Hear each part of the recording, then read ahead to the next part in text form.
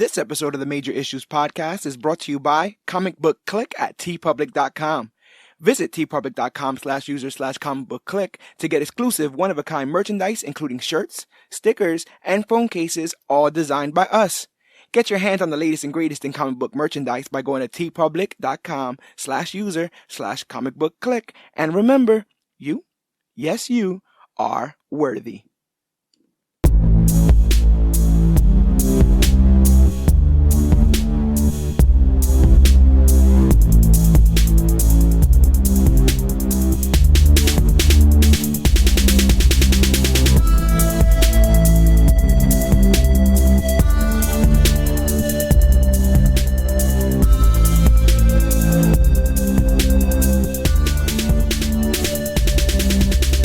Hello everybody out there in comic book land. My name is George Serrano, aka The Don, and if you're listening to this, you can only be here for one reason, and that's a brand new episode of the Major Issues Podcast, brought to you by Comic Book Clique. And as you know, I am never alone. Sir, please introduce yourself. Ooh, I am your Cloudus Maximus. Cloudus Maximus, what donkey did you disappear into? Because we haven't had you on this show in quite some time. I was trying to get out. I was trying to get out, you know?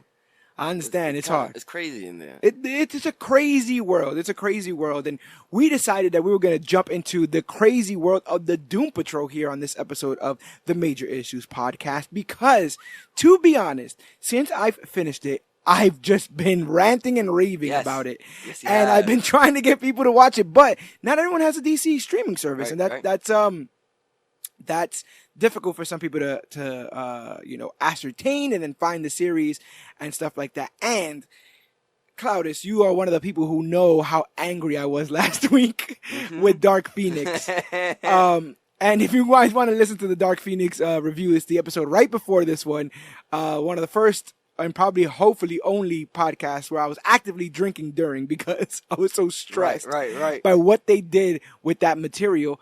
But I dodged a bullet there, brother. Yes, you did. Yes, you did. but luckily, you got to do Doom Patrol. We're doing Doom Patrol from the DC streaming service. Like I said again, Doom Patrol, as you know, made their debut in the comics in My Greatest Adventure number 80 in June of 1963. June of 63. Meanwhile, the X-Men come out in September of 63. So when it comes down to weird groups of superheroes with a elderly man in a wheelchair leading them, the Doom Patrol actually came out first.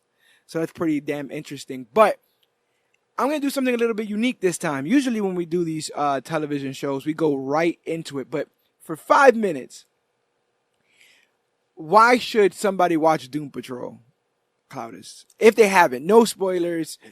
Because again, I think that people who listen to this, well, if they don't have the service, I don't know why they clicked on the picture. But if they maybe they just like hearing us talk about things. And if that's the case, then I would like to give them a little bit of something spoiler free so they can go check out the series and hopefully come back and get in on this conversation that we're having now. But if you had to sell the Doom Patrol, how would you sell it? Honestly, if you've been wondering where this man has been for a while, I'd say Brendan Fraser, bro. Yeah. Dude. Yeah, Brendan Fraser, man. Oof. Brendan Fraser is in this series. He does a tremendous job portraying Cliff Steele, a.k.a. Robot Man. I would say spoiler-free that it's probably unlike anything you've ever seen. What I loved about this series is I felt like it was incredibly confident. Like, it never once was like, maybe they won't understand that, or maybe they won't get it. They didn't care. They just kept going. It never really stops. And they might be episodes that are a little bit less action-packed than others. Right. But I don't feel like any episode is wasted. I feel like every episode at least gives you a level of character development. Yeah. And even if it swerves to the left, it definitely has its way of bringing you back to the main thing that's going on. Yeah. You know what I mean? So I really like that. I'd also say that in this world where with so much comic book media out there, the only way you're going to start catching my eye is if you're different. Mm-hmm. If you're confident, if you're different, if you're trying to tell a story. And as somebody, I mean, all the CW shows are getting onto season 5 at this point. You know what I'm saying? They're all 26 episodes. Marvel Netflix is canceled. Jessica Jones, we'll be reviewing that next week. And it's just like with so much content out there, I didn't think that there would be a show that would make me be like, That's really unique. I've never decided to do that. And the characters play off the different that you just mentioned a lot, and that's what makes this whole thing really special. There are points by the end, like by the last episode or the second to last episode, where it seems like our characters are in absolute danger, and I'm worried. Yeah. In a way that I wasn't worried in Dark Phoenix with a franchise that we're 20 years on at this point, or some episodes of The Flash at this point, right? We've watched so many that it's like nothing's gonna happen. You know what I'm saying? But I really found myself worrying and caring and getting not teary-eyed but emotional with some of the arcs and the story lines that they went through. Yeah, definitely. If you're looking to dig it, it definitely gets you really invested into the characters. And I think that it goes to show that that's where the money is. You know, go to the characters. Stop trying to spend $1 million on a special effect villain, even though this one has a special effect villain. Right. And yeah, take a chance on Doom Patrol. It's got 2 thumbs up on this side. And if you've already done it, then come on with us for the rest of this podcast, because we are going to chop it up, all things Doom Patrol.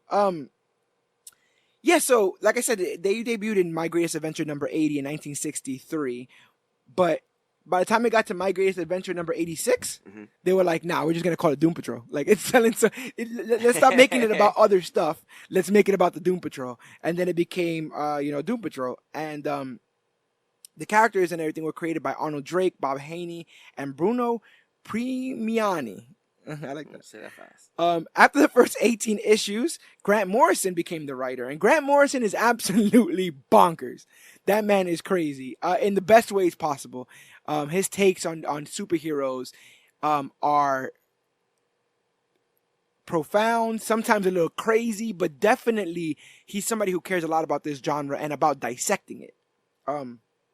When asked about the Doom Patrol, he said, I always want to go back to the original concept. It's never as radical as people assume, because I'm just going back and thinking, what's the original impetus? What made this different from all the other features? With Doom Patrol, it was simply the world's strangest heroes. I thought, you got to take that seriously. That means let's get surrealism, let's get dadaism, let's get real strangeness. Let's look around the culture and see what is genuinely strange and bring it into this book. And just by adhering to that basic principle, you find that you're going to strange waters. You're suddenly doing something that seems quite radically new. But ultimately, again, it's just sticking to the core concept. I think that's always the thing I advise anyone who's doing this stuff, to look at what made this work. What is the engine of this? See if you can clean up the engine and rebuild that car, but keep it true to the core values. And one of the things that was a hallmark of Grant Morrison's run is he had crazy villains. He always had crazy villains. I was opening up, I read a little bit of the first volume of his Doom Patrol run. A lot of the show moments happened in that comic, which made me smile. Oh, that's good. I like that. Made me smile. Yeah, I like that.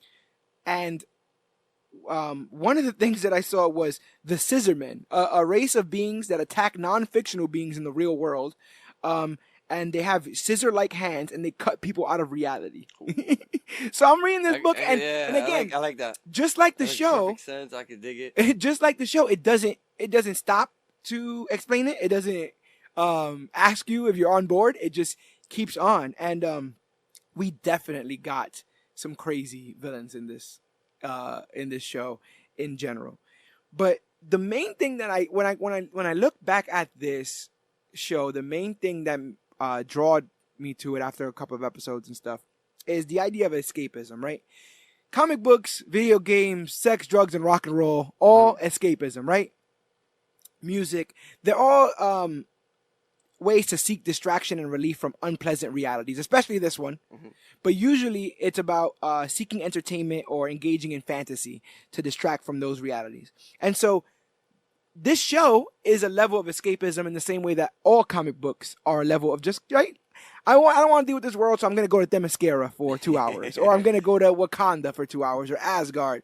And so you would say, I don't want to deal with this world, so for an hour, I'm going to go to Doom Patrol. But guess what? Doom Patrol brings all the stuff from the real world, all the really bad and negative stuff that you're trying to hide from, they put it front and center in this show. This show is not escapism. It's very much therapy, yeah. I feel like everything is on display. And a lot of what made me interested in the show is it's not squeaky clean. It's not Mm-hmm. CW where everybody is perfect and look perfect and sound perfect and dress perfectly. It's kind of grungy and it's kind Yeah, of especially with everybody's problems and stuff like that. Everything is really raw for the most part. yeah. So And I we're think that's so real used cool. to having these origins, right? Where every superhero origin is kind of the same, where the person was always great, right? Barry Allen was always trying to defend people from bullies, and Batman was always smart and astute, and Peter was always really smart and a really nice guy. And then they tragedy befalls them or an accident happens, and then they gain superpowers. In this, a lot of these people were pieces of crap. Yeah, they're kind of screwed up, man. A lot of these people were pieces of crap, and the show deals with these themes of like second chances, right, and not letting their trauma define you. But I think that the biggest triumph that this show has is that damn pilot. That damn pilot is pretty damn good. Watching Robot Man do his rehab, right? His getting through it, going up the stairs, yeah, the makeshift stairs. Robot Man's rehab. Cliff's whole origin. You know, the narration in the beginning for Mr. Nobody, setting up what I know what you guys want, a superhero show. You know, all that. The intro into Jane when you meet her who's that? Oh, that's Jane. And then you see her. You know, she's like, oh. And she goes just by through her door. She doesn't have the same door as everybody else. And right. Yeah. And she goes through it. Them deciding, you know what? Screw it. We're going to go out on the town. There's nothing wrong with us. Why can't we just have a regular day out? And it literally all falls apart. Yeah, the whole thing falls apart. And the donkey. We had a donkey farting. The mind is the limit. And that's the pilot. I mean, how genius is that? But what really got me was when they're out in the town, in the next episode, when they're out in the town, besides all the hilarious Brendan Fraser cursing that takes place in this series, Rita's like, what the hell happened? And Larry said, we happened. This is what happens to the world when we try to live in it. How pessimistic, how depressing is that of a mindset? And I think when we start this series, Larry might be the most depressed member. You think so? When we started. Yeah, I think at the beginning, he has absolutely no clue what's going on. Clue. He has no clue what's going on with this thing that's in his body. And I guess we should start talking about that a little bit. Let's talk about Larry up front. My boy Negative Man. Negative Man. Matt Balmer and Matthew Zuck played Negative Man. Negative Man made his debut in not the comics. I'm not talking about the comic debut, but he made his debut in Doom Manor around the 1960s. Larry Traynor is a career Air Force pilot during the 1960s who is married with 2 children, but is also having an affair with a fellow service member, John Bowers. When flying an experimental aircraft in the Earth's atmosphere, Traynor is exposed to negative energy and crashes. He survives, but is badly burned and radioactive, and is inhabited by a negative energy being. We'll refer to that being as Sparky because I like that Flex calls him Sparky. Yeah, me too. I like that too. I like that Flex calls him Sparky. And we'll get on Flex too. I just feel like I'll talk about everything. But anyway, the being is capable of flight and tangibility and can generate minor explosions upon contact with positive energy. Negative, positive energy. Mm-hmm. The thing is, Larry's not able to control when the negative spirit comes out. And when it does, it leaves his body unconscious. What's kind of nice though is a negative spirit leaves him with like a illusion, right? Illusion for the like time being while he's away. While he's like, I'm gonna go out for dinner. Here's the television. In the beginning though, a lot of those dreams were bad. Mm-hmm. It was like him on fire, all that stuff. He has a conversation with Niles on the bus at one point where he's just like, "This is just torture. Like every day I wake up in my hell. Like this is everyone around me constantly being burned." Remember, he was like, "I have dreams that people are constantly burning around me." And so he has a lot of like shame and selfishness all wrapped up in him, but definitely a level of cowardice too. And it's that cake and eat it too mentality, right? That's mostly what he feels guilty about, right? Never really giving his 100% to John, nor giving his 100% to his wife, nor giving 100% to his kids. There's a part where John's like, "What about your kids?" And he's like, "Eh." Right? What? He's like, oh, whoops. I don't know. Larry's arc is not only about coming to terms with his sexuality, but also the fact that his selfish actions hurt the people that he loves. We see Larry flashback to when he's a kid and he gets sent home from school, and his parents are like, "He was playing doctor behind the slide." And he's all in the front hearing all of that stuff. I'm like, oh. He better not be a queer. My son ain't no queer. All that stuff, man. Really heartbreaking stuff. And we see him try to come to terms with the negative spirit. We need ground rules, all that, right? Writing notes on there we and need stuff ground like that, rules. yeah. Come on, buddy, just please. It's funny because every time he left his body, he dropped. I kind of like chuckled because you never know what he was gonna drop. Yeah, at one point he when they're doing in Jane Patrol, when they're doing the mind connection thing, he just falls on the floor there. He just falls on the floor right there. I find it weird because I feel like he's ultimately more vulnerable at the end of the day. By the time we're done with this season, he's more vulnerable and honest to the spirit than he was to his wife or John Bowers. And I guess that's because there's nothing you can't hide from the spirit. The spirit has access to your memories, right? That's kind of crazy. And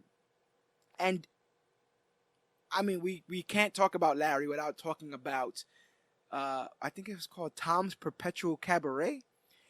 Let's talk about Danny Street. Danny Street. Let's talk about Larry on Danny Street. How did you feel when Larry met morally corrupt? I like that a lot. I like that a lot. I like that. Right? That was pretty smooth. And the karaoke song that never was. First of all, I'm gonna get to that just now, but I'm just gonna say that I love the fact that Danny Street was like a safe place. Yes. You know what I mean? Yeah.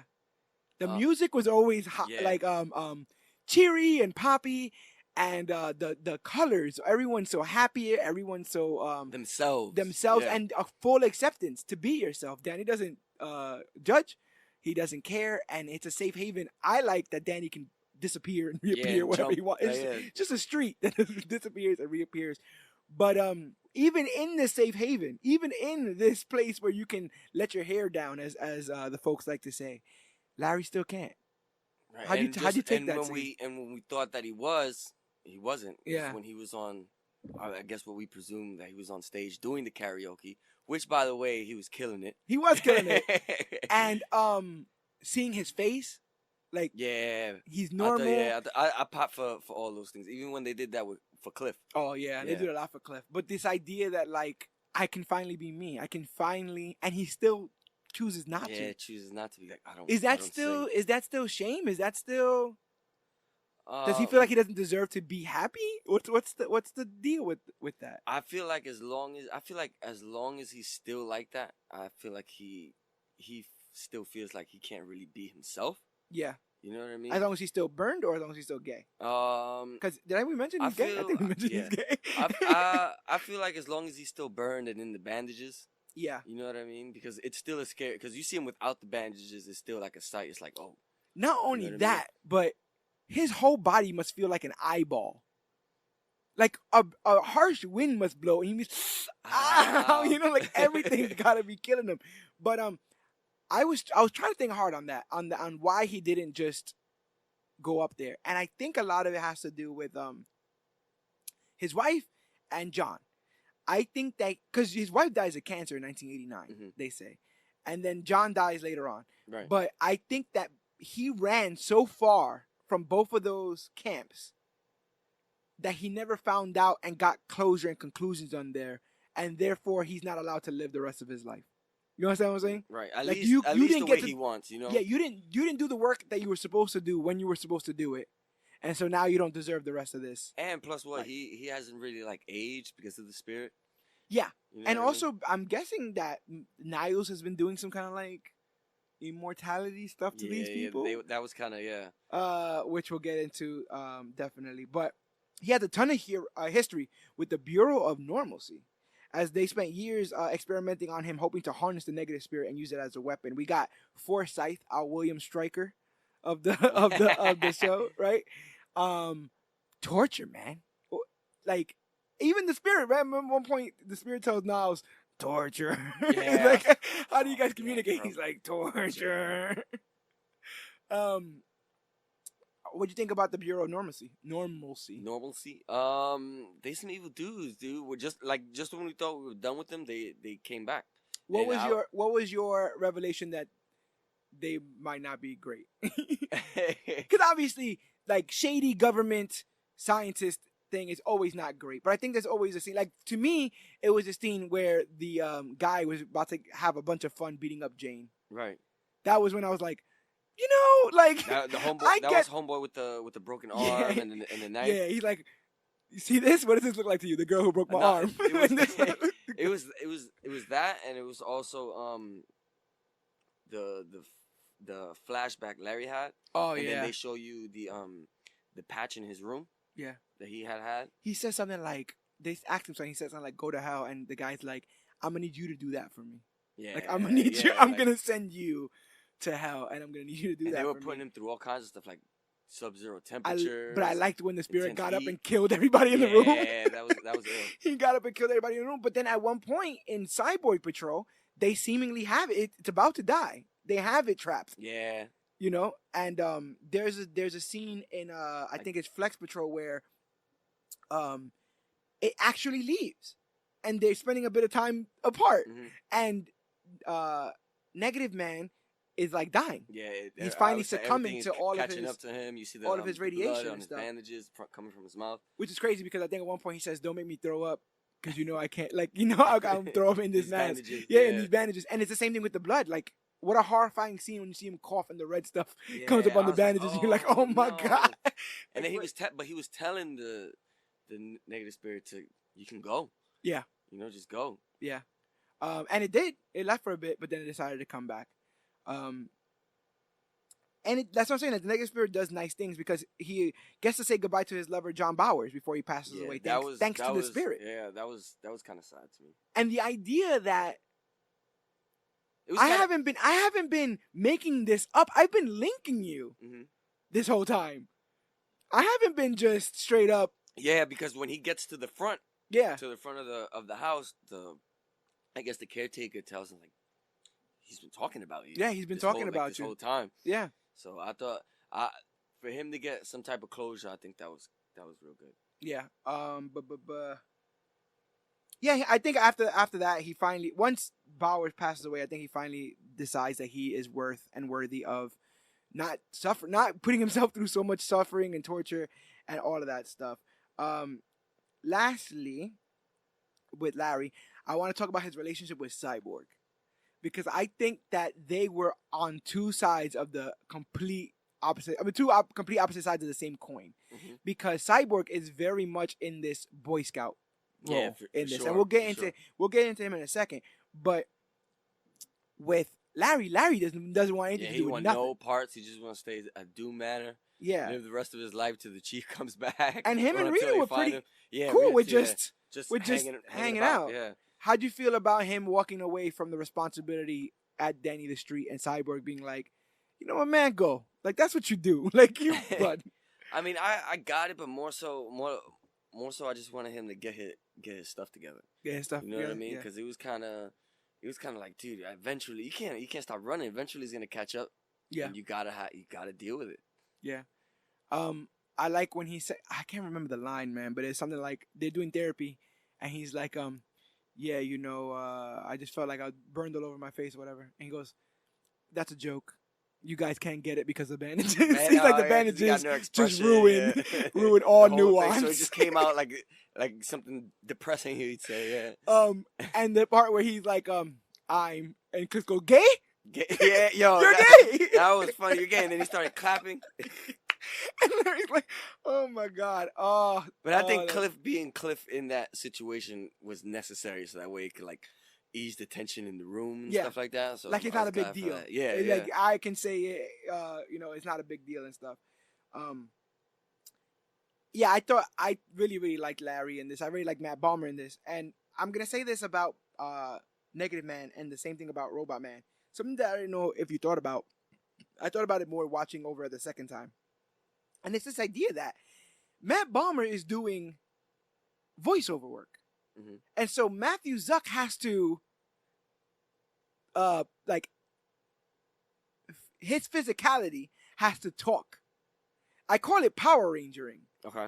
So it's where the Japanese footage of the Power Rangers goes, you and you, or points at them, have to go up and point up, you know? And so it sounds like what they're saying and what they're doing are together. In this, is the same way where if Larry's sounding depressed, the body language of the actor has to match slunch that, over. And how often is it perfect? Oh, it's always perfect. He said it with Robot Man. Like, all the facial movements. Because that's what that's what I knew. I knew Brendan Fraser wasn't in the suit. Yeah. But the emoting and everything else, because he's a freaking robot, matches the voice, the emotion in the voice completely of the body and everything. So especially in Therapy Patrol, where he goes the craziest. His body language and all that stuff, and how he's yelling is amazing. Anything else you want to say about Larry Trainer? What I want to say is we got a little bit of a silver lining. He can now release the spirit. Yeah, and be they kind of like on the same page. Where he just leaves and he can he's leave for there. 2 minutes or so, and come back. And he tries to, like, towards the end, he tries to, like, expand that reach. Yeah, you know what I mean? Because you see him with the little by little with the clock and stuff, timing it. I mean, if there's nothing else to do, right? He comes back, There's nothing else to do, right? Might as well work on this, because you're gonna be living your whole life like that.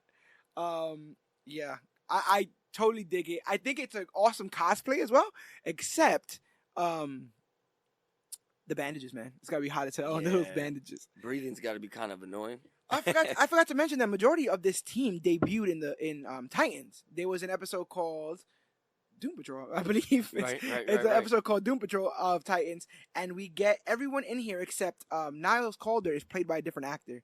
The actor in this kills it. Amazing. So smooth talking. Timothy Dalton.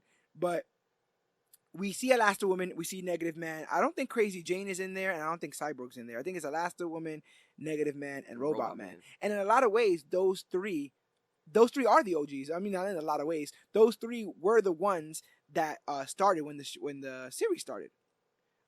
Negative Man, Robot Man, the Chief, and Elastigirl. All OG day one Doom Patrollers.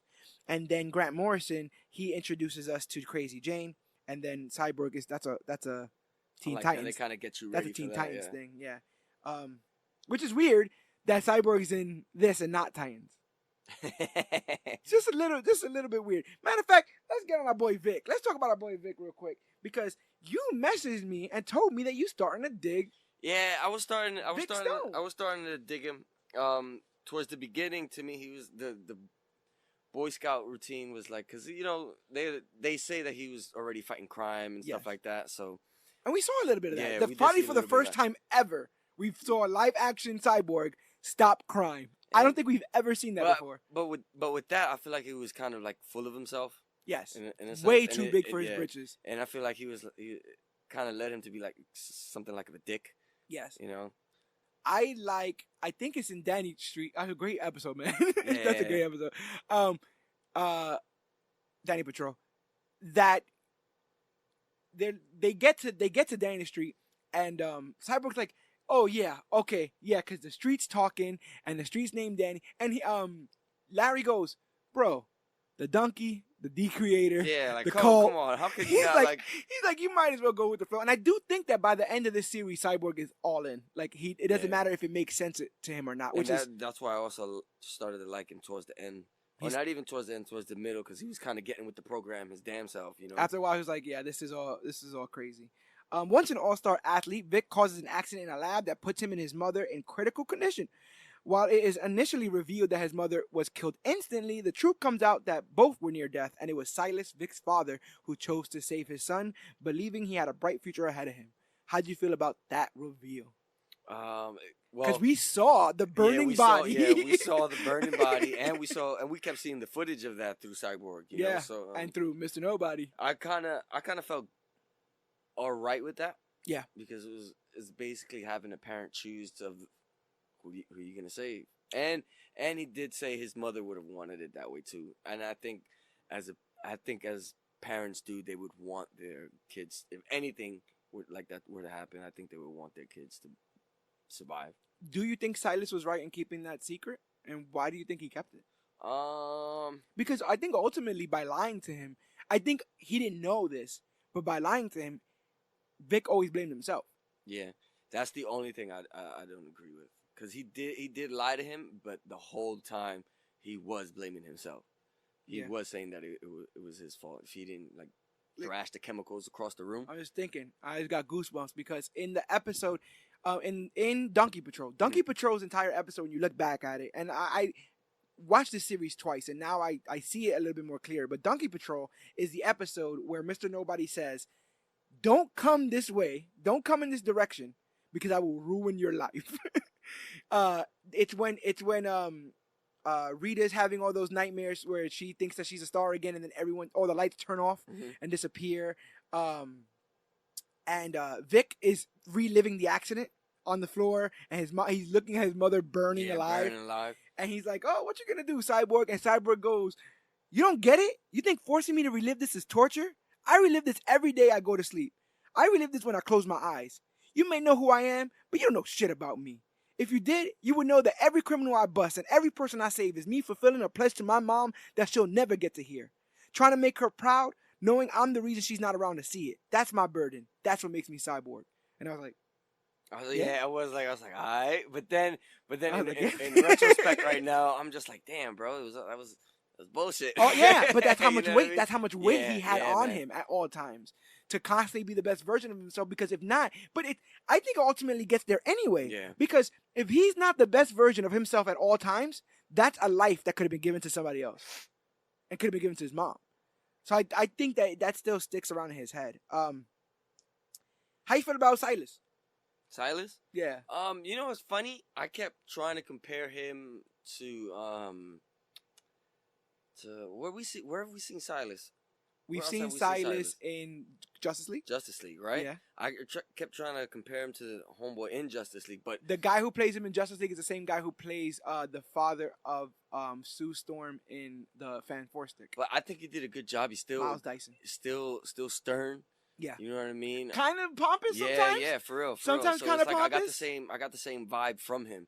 So I thought that was great. And to basically treat him the same way that he did with Cyborg in both the movie and Doom Patrol, I think that was spot on. I didn't have no complaints about that. I actually liked it a bit more in here because of obviously you have more time to tell this story, right. But you really got to see how many fingers his father had in his programming and all that kind of stuff. Let's talk design. How'd you feel about the Cyborg design? We literally saw an entire CGI Cyborg 2 years ago in the Justice League. This one is majority, I think it's all practical effects. It's all real stuff on him. Do you feel like that takes away? Or are you down?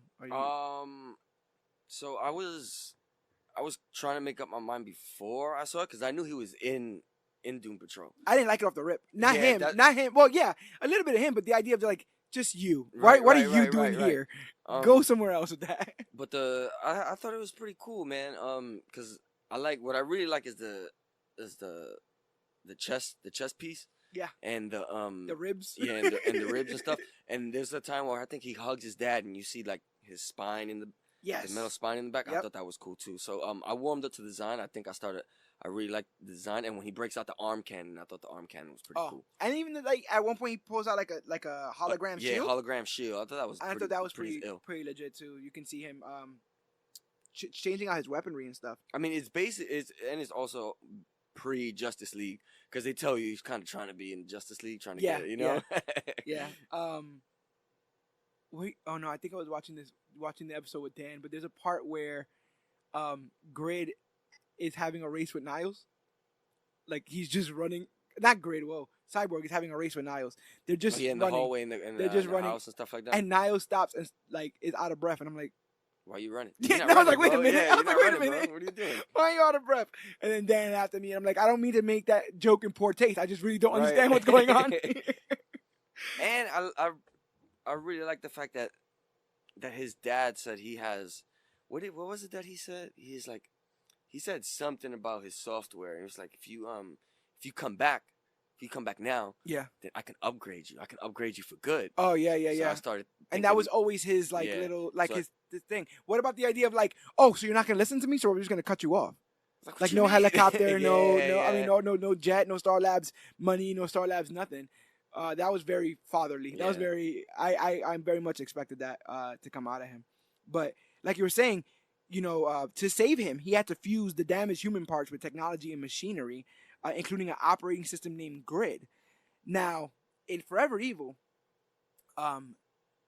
this comic story that takes place in DC Comics during the New 52, all the negative versions of the Justice League show up from Earth 3, but there's no negative version of Cyborg. Mm-hmm. They manage to hack him or program him, and the metal parts of Cyborg rip away from the human parts and become fully robot. And that character is named Grid. Grid is also an alternate costume in Injustice for Cyborg. Completely metal. He's just all robot. He's Grid. So once I heard the name Grid, I was already like, oh, we about to, like, what's about to happen here? Grid is the negative. He's the bad Cyborg. He's an all robot. And they give you a little taste of that when they tell you Grid is kind of like taking over and stuff like that. And what's funny is that we've seen this trope a million times, but AI talking calmly is always going to be scary as hell. And that started all the way back in 2001: A Space Odyssey with that door. Don't worry, like, don't worry, Michael. Or you shouldn't have done that, Michael, and all that kind of stuff. And in this, it's like, oh, you want to see her? We're gonna hack into the bus cameras. Hack into the bus cameras, and then all of a sudden it's up. You understand? Oh, we already healed your arm. I didn't actually. It's already done. It's already done, and it's still working, and you're getting stronger, and all this other kind of stuff. How do you feel about that whole battle of whether or not the Cyborg side was more dominant than the human side? Did you feel him going through that? I kind of did, because I kind of did more so because more so when he was in the bathroom and he cut himself open. And you got to see that. Yeah, that was crazy. That was some crazy ill stuff. Too. So I'm like, I was like, it's happening, man. The machines taking over. My heart was breaking when he's in, and I guess this wasn't great. It was actually Mr. Nobody. But when he's in the ant farm and it keeps replaying the footage of his mom, and they're going like, restarting diagnostics. I was like, yo, bro, your head is gonna pop. I couldn't imagine that kind of life there. And he was in the ant farm, and his dad came by, and he was like, we didn't do nothing to him. Yeah, we didn't do nothing to him. He's been like this since we got him. That was really funny. As Cyborg continues in this series, he becomes less and less trusting of his father and even his own memories. This distrust causes Cyborg to reject Silas's help and reject Grid entirely. Mr. Nobody adds fuel to the fire, suggesting that his memories may not be real. That was that was because big. What do you do? What do you mean? What I remember did not happen. So what did happen? What happened was real. And not only that, but Silas is lying too. So it doesn't help that somebody's telling me that there's lies, and then it'd be like something like, you're like, listen, I lied to you. I'm gonna tell you the truth tomorrow. And then somebody comes to me today and it's like, oh, you know that thing he's about to tell you? He's about to tell you that he stole $100 from you. And so off the rip, Cyborg's already suspicious because people are already whispering in his ear, they're lying to you. It's not the truth. It's not the truth. So even though the lie was a little bit less, because I think ultimately what he thought it was the idea that his father didn't care whether or not he was getting more machine-like, right? That was the big... Or at least he thought that was Mr. Nobody, though, right? Or at least he thought what was happening to him was his dad's fault. Yeah, that his dad was doing it and stuff. They do that. I think that's amazing. I love the writing in this because everyone says exactly what they're supposed to say or what I would say in that instance. And at one point he shows up, he's like, where's my son? Grid's here. I know it. And then he goes and he had put Grid in the computer. Some old-timey computer. Yeah, he was like, wait. Grid goes, wait, so you're telling me he put him in there? And then he's like, yeah, but why would he do that? It's almost as if, and then they're like, yeah, it's almost as if they thought that you were doing some stuff. And he's like, well, why would he think that? And he's like, because you're controlling. Like, this is why he jumps to this overbearing father. just a little bit. We'll get into her in a bit. But the most heartbreaking moment when Mr. Nobody drives Cyborg to beat Silas to death. Man. I thought he was dead. Yeah, I thought he was dead too. Oh no, that's a metal hand. It doesn't seem like he's holding back. I was like, stop. Yeah, he is dead. Yeah, I was like, you hitting him with He's already dead. Stop. He's already dead. But so much gravity to everything that happens with this cyborg as opposed to the Poppy cyborg that we're used to seeing. They're kind of like just. And there's nothing wrong with Booyah cyborg. And at one point, right, what was it? Grid. I mean, yeah, right? He says, Grid, have I ever said booyah? You've said booyah 31 times. I think that's enough to classify it as a catchphrase. Talk to me about Cyborg on social media, B. Well, how'd you like that arc? That was slightly brave. I mean, I started laughing because all of his notifications for all his social media was off. So when he he had all these stupid notifications and like hundreds of messages. Yeah. And he started going through let me see the metal parts. Yeah. Oh my god. And then like you said earlier, when he was talking to homegirl and she was on the bus and Grid, he was digging her. He was kind of digging the whole flirty thing. Peeked up on her on the bus while they were messaging back and forth. Yeah. And then he had sent her a picture of him with his abs. The ab shot. I guess the ab selfie shot. I do like the camera in the glass. Finger camera. I feel like that we're gonna get there at one point. We're gonna put like a cap on our fingers and it's gonna be able to be our camera. I thought that was cool, but then she saw. I guess she got the picture. Is that a fair reaction? Not knowing that she's being watched. That is fair, right? There's nothing wrong with what she did. Yeah. She didn't know she was being. I don't think she said anything. Maybe she didn't message him back. That's all. But he also closed all his accounts. Yeah, because he saw her reaction. And that's very much me. I get rejected once and not forget. Granted, all this down. Well, I don't know what he was kind of expecting in a sense. Yeah. You know what I'm saying? But at the same time, I don't know what she was also expecting too. You know what I mean? Cyborg. There was also a level of, I would say, annoyance that Mr. Nobody had for Cyborg. Like, why are you here? I'm supposed to be messing with Niles' people. Yeah. And you're not one of Niles' people. And so he's constantly trying to get him to either shoot the other members of the Doom Patrol or be painted killing all the members of the Doom Patrol or have Grid turn on him and try to shoot somebody. They constantly make him an enemy or whatever, the Doom Patrol. But man, when they took him off that poster, he was like, "Wait a minute." He actually did he punch the hole? Because he set it on fire after. Oh yeah, he did. He said. But yeah, so damn awesome, my boy Cyborg. I'm getting to all my favorites now, so I don't even know who to choose. Like picking one of my kids. Let's get into Crazy Jane. Let's get into Diane Guerrero as Crazy Jane. Oh, and I don't think I said it, but it's Jovan Wade who plays Vic Stone. I've never seen that actor before. I've seen majority of these actors before. I've never seen the actor who played Cyborg before. But Diane Guerrero I knew from Orange is the New Black. Don't know the character that she plays, but you guys probably do, so write in for that. But Crazy Jane, a.k.a. Kay Chalice, she shows up in... she was created by Grant Morrison. She comes out in February 1989 in Doom Patrol Volume 2, number 19. And Jane is the dominant personality of Kay Chalice. They call her Crazy Jane because she has... because Kay herself, the actual person, has 64 different personalities, all of which have different powers. That's wild, too. Very Legion. Legion also has the same issue. Right. He's also dealing with the same struggle. Kay was molested by her father, beginning when she was 5 years old. The first time her father molested her, she was putting a jigsaw puzzle together, and this would become an important symbol for her in the future. Yeah. Kay eventually withdraws completely and is replaced by an alternate personality answering to the name Miranda. I did some thinking. I did some deep diving. Because you don't ever find out what happened to Miranda. Okay. Yeah. They say that she went to the well.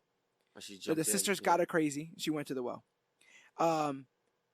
But in the comics, one Easter Sunday, Miranda is a victim of rape in a church. So after all the stuff with her pops, right, she then gets raped in a church. And triggering flashbacks to everything, and that's what just shatters everything. I mean, it's dark enough, so we don't need to put that in Doom Patrol. You know what I mean? And they hinted to the idea that Miranda just went seeking for answers and went crazy, whatever. But yeah, this continued abuse. Kay is committed to a mental institution soon after. You see that she's routinely abused, man. That stuff was killing me. With that dude with the glasses, little Pee Wee Weenie, whatever his name is. Yeah. They called me Teeny Weenie Peeny or something like that.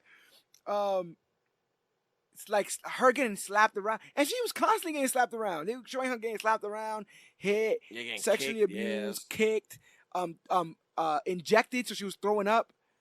all kinds of madness. But besides all of that, that's my boo. Yeah, that's my boo. Well, we got to see that luckily Niles got to save her and adopts Jane, and she joins Rita and Larry in the Doom Patrol, Doom Manor. And Jane, being the dominant personality, it's her job to keep equilibrium in the underground. That's where all the other personalities chill out at. Mm-hmm. And I was a big fan of the underground. Let's talk about the underground. Let's talk about these characters. Let's talk about Jane, man. Split vibes a little bit. You get a little bit of split vibes, but I like the physical changes. Yeah, I like the tattoo when Hammerhead shows up on the chest. Tattoo, the hair, the eyes, and the thing for the eyes and the hair for Karen, the eyes and the hair for Dr. Harrison. Mm-hmm. Nice the stutter for Penny Farthing. The voice for Baby Doll. I like Baby Doll. That's the one that freaks me out the most, to be honest. Yeah. That Baby Doll switch. There's something about that. When she looks at Cliff and she's like, I want him to go away. He's scary. Like that was genuine voice acting there that killed it. To her ability to switch, they seem completely different people. Mm-hmm. I think Hammerhead's the one you see the most. Would you say? I think, yeah. Yeah, besides Jane? Yeah. Besides Jane. Hammerhead's the one that you see the most. But, yeah, we got Karen, which she's absolutely hilarious. Even though she's the most dangerous, she's hilarious. Her calling everyone hater bitches. It's a hater bitch. You guys just don't want me to be happy. Bunch of haters. All that stuff. She like drags Rita, and then it's like she's like, I will never be an old whatever the heck like you. But anyway, are you ready to do this wedding? Dougie, all her stuff with Doug, falling in love with Doug. She's like she's trapped in a 90s rom-com, so they're always playing like this poppy music. She's blonde, with hypnotic eyes. Hypnotic. When they go blue, whitish blue, and she can. I like the fact that she tried that with Cliff, and that had no like, effect your on eyes him. are psychotic as hell, or something like that. Karen says that she knows something that the other personalities don't know, and it's something to have to do with like happiness or being happy. I think what they were trying to get at is Karen is the only one that actively is seeking to be happy. Do you think that that's true? I don't think. I think Jane's just surviving. Hammerhead's protecting. A lot of them are protecting. A lot of them. But I think Karen's the only one that cares about moving forward, even if it's in her own weird, deranged. I'm gonna marry somebody in their house, kind of stuff. What about the mother? Like, are you kidding me? I birthed you. I fed you on these breasts. And the father points at her like, yeah, you see. Oh my God, amazing. Penny Farthing. Which one did you prefer? Diane Guerrero's Penny Farthing or the Penny Farthing in the Underground? I run. That's what I do. I like Penny Farthing in the Underground. I guess I like her more because I got to see her. Yeah. You know what I mean? So and everything else that comes with the Underground. There's a lot of them that didn't manifest. Yes. That you don't get to see, but when you go into the Underground, you finally get to see them, even if they don't talk or anything like that. I'd be surprised if we saw about 20 to 25, and considering she has 64, we definitely didn't see all of them. A lot of them left. I like Penny helping Cliff. I like Penny in general. Hammerhead is just hilarious with her cursing and her. And hell yeah. Sometimes it's hard to tell between her and just regular Jane because Jane gets mad. I always forget who's the one that speaks. Sylvia. Sylvia? Oh, no. Silver Tongue. Sylvia is the one that talks like the bended voice. Yeah. Silver Tongue is one of my favorites. Yeah, with the where she uses the words as weapons. Mm-hmm. I definitely like Dr. Harrison. Dr. Harrison is kind of chill, man. Dr. Harrison is kind of chill. He's like, her delivery, that's your hand. That's your pen and your eye, and you can jam it in there as many times as you want. Closer and closer. I thought they were gonna do it. Yeah, I was like, we about to see a man. I was stuck, bro. We about to see a man just repeatedly gouge his own eyes, and we've seen this with Kilgrave. We've seen the level of persuasion and how deadly that gets. But even when she's reading Morden, when she's like, "All this over a girl," you're basic. All of that stuff. had me rolling. Driver 8. Driver A was cool. She's like, oh, cool. this is just my job. But then when she calls Hammerhead to come and Driller Bill bring him out, and she flips him off on his way out. Yeah, she calls Hammerhead and Driller Bill, whoever the hell that is, to go beat up on Cliff. Black Annis, the Wolverine-esque. Yeah, that was kind of intense right there. That was, straight out of the comics. That was scary, yeah. For real. Because guess what? Straight out of the comics, Cliff goes to go save Jane from the underground. Goes to the well. Daddy, all that. Let's talk about the pure strength of that episode, Jane Patrol, and the idea of portraying, sexual molestation, sexual abuse, and how sometimes that trauma causes us to feel like we are unworthy of stuff. I damn near had tears in my eyes when Jane is talking to little Jane, little Kay, and she's like, "You're so perfect. I don't know what I'm supposed to do. Am I supposed to be happy? Like, am I, with everything that happened in my life, am I supposed to be happy?" And this happens all the time. Sometimes we lose a family member or something like that, or somebody close to us, and we say, like, I have to keep hurting because if I don't hurt, then I'll forget. Right? Like, I have to keep reminding myself of this pain because if not, then I'm not honoring what happened. And it's the same way with her. Like, she never wants to forget what happened with her and her father because she never wants that to happen again. Okay. But in remembering it, she stays in this loop of just constantly not trusting anybody, including men. And that's what that Black Annis character is. She is the antithesis, grabbing Cliff. Which is ill because when she came across his face with the scissors, so cool. I was like, oh. That was really cool effect. And I really like the fact that he had to pull the skin off. Pull the skin back, if you will. Yeah. And he chose to. He's like, I'm no man. I'm no man. Yeah. I find that Jane, or more so her other personalities, are always looking for a safe place to just exist. So extremely untrusting of the rest of humanity, Jane especially doesn't trust men because of how her father and doctors. We see men constantly treating her unfairly, beating her, and all kinds of stuff. She goes to trust Niles, but then finds out that Niles had a reservation for her in the Doom Patrol house. She had her own room. How you feel about that? She had her own room. Was that like a contingency plan? Can we blame Niles for having a contingency plan? Is this a prenup? Like, you trying to convince your wife of a prenup? Like, oh, don't worry, we'll never do it, but we should. Just in case. Yeah, you understand? You understand? How do you feel about that? I think that was the first time I was like, there had something more to be with Niles and trying to, I guess, coach them into, like, bringing them back as close to normalcy. Yeah. You know what I mean? So normalcy. Yeah. I get it. You're talking about Doom Patrol language, bro. Definitely. I guess it's time to talk about Jane and Cliff. How you feel about Jane and Cliff? And also, I need you to answer this for me. Is it parental? Is it romantic? I do not know. On any given episode, I feel like it switches. I feel so too, but I feel like it's more somewhat parental because even with the illusions or flashbacks, he kind of sees her as his daughter. Yeah, you know what I mean. So it's like, because that conversation it's up in the air for a couple of episodes until you get those flashbacks and stuff like that and illusions. He has a conversation with Karen where Karen's like, "This isn't romantic," and and she tells him, "I'm not your fucking daughter." Yeah. Which I guess, yeah. But at one point, Karen says, "You're not trying to win her back," which that sounds like more of a romantic. I don't think it sounds more of a romantic. I feel like a few of them have. Well, I feel like Rita had that impression. Okay, you know what I mean. So, and for them to like. And maybe Kay just makes everything romantic because Karen, because that's what she likes to do. You know, like she just makes everything romantic when it doesn't have to be. We had Flaming Katie, Sun Daddy. Yeah, those fire. That was kind of. I wish I got more of that, but what they gave us I feel like was enough. Sun Daddy destroys that machine in Fuktopia. Lucy Fugue, who has electric powers. We see Pretty Polly, who's never been on top. Why don't you ever go up there, Pretty Polly? Huh?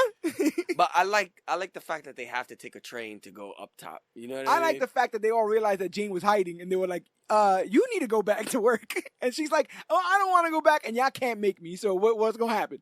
What's gonna happen? Somebody else better go up there because I ain't going up there. I thought that was really, really cool. And we literally see somebody go down when we see Karen be pulled from the driver's seat. From the driver's we literally see the perspective that she sees where coming down. She can and come you down. see it just fade. Very bit, much like the what do they call that? What do they call that in Get Out? The shallow place. I didn't see Get Out. Oh my god. we'll have to rectify that. And I didn't see Dark Phoenix. Well, you don't ever have to see Dark Phoenix. Just watch more Doom. Watch Doom Patrol again. Anybody who wants to go watch Dark Phoenix, watch Doom Patrol again. Let's get on to my girl now, though. You feel me? April Bowlby plays Rita Farr, a.k.a. Elasti-Woman. And I'm in love. Yeah? I'm in love with this actress. I really dig that old-timey. I did, you know what? I dig that too, because, you know, at the time with, like, chivalry and all that stuff. Yeah. But I forgot what her real name is. Gertrude Cramp. Yeah. She gives that to Big D. That's the name she gives to Big D in Florida when her and Clive go to the bar. But what I think is, I feel like, so Robot Man doesn't have a face to emote. Right. And Negative Man doesn't have a face to emote. Cyborg has half of a face. And Crazy Jane can always just pop into another body. Rita's the only one that's always Rita. Rita's the only one that's always her, besides when she's a blob.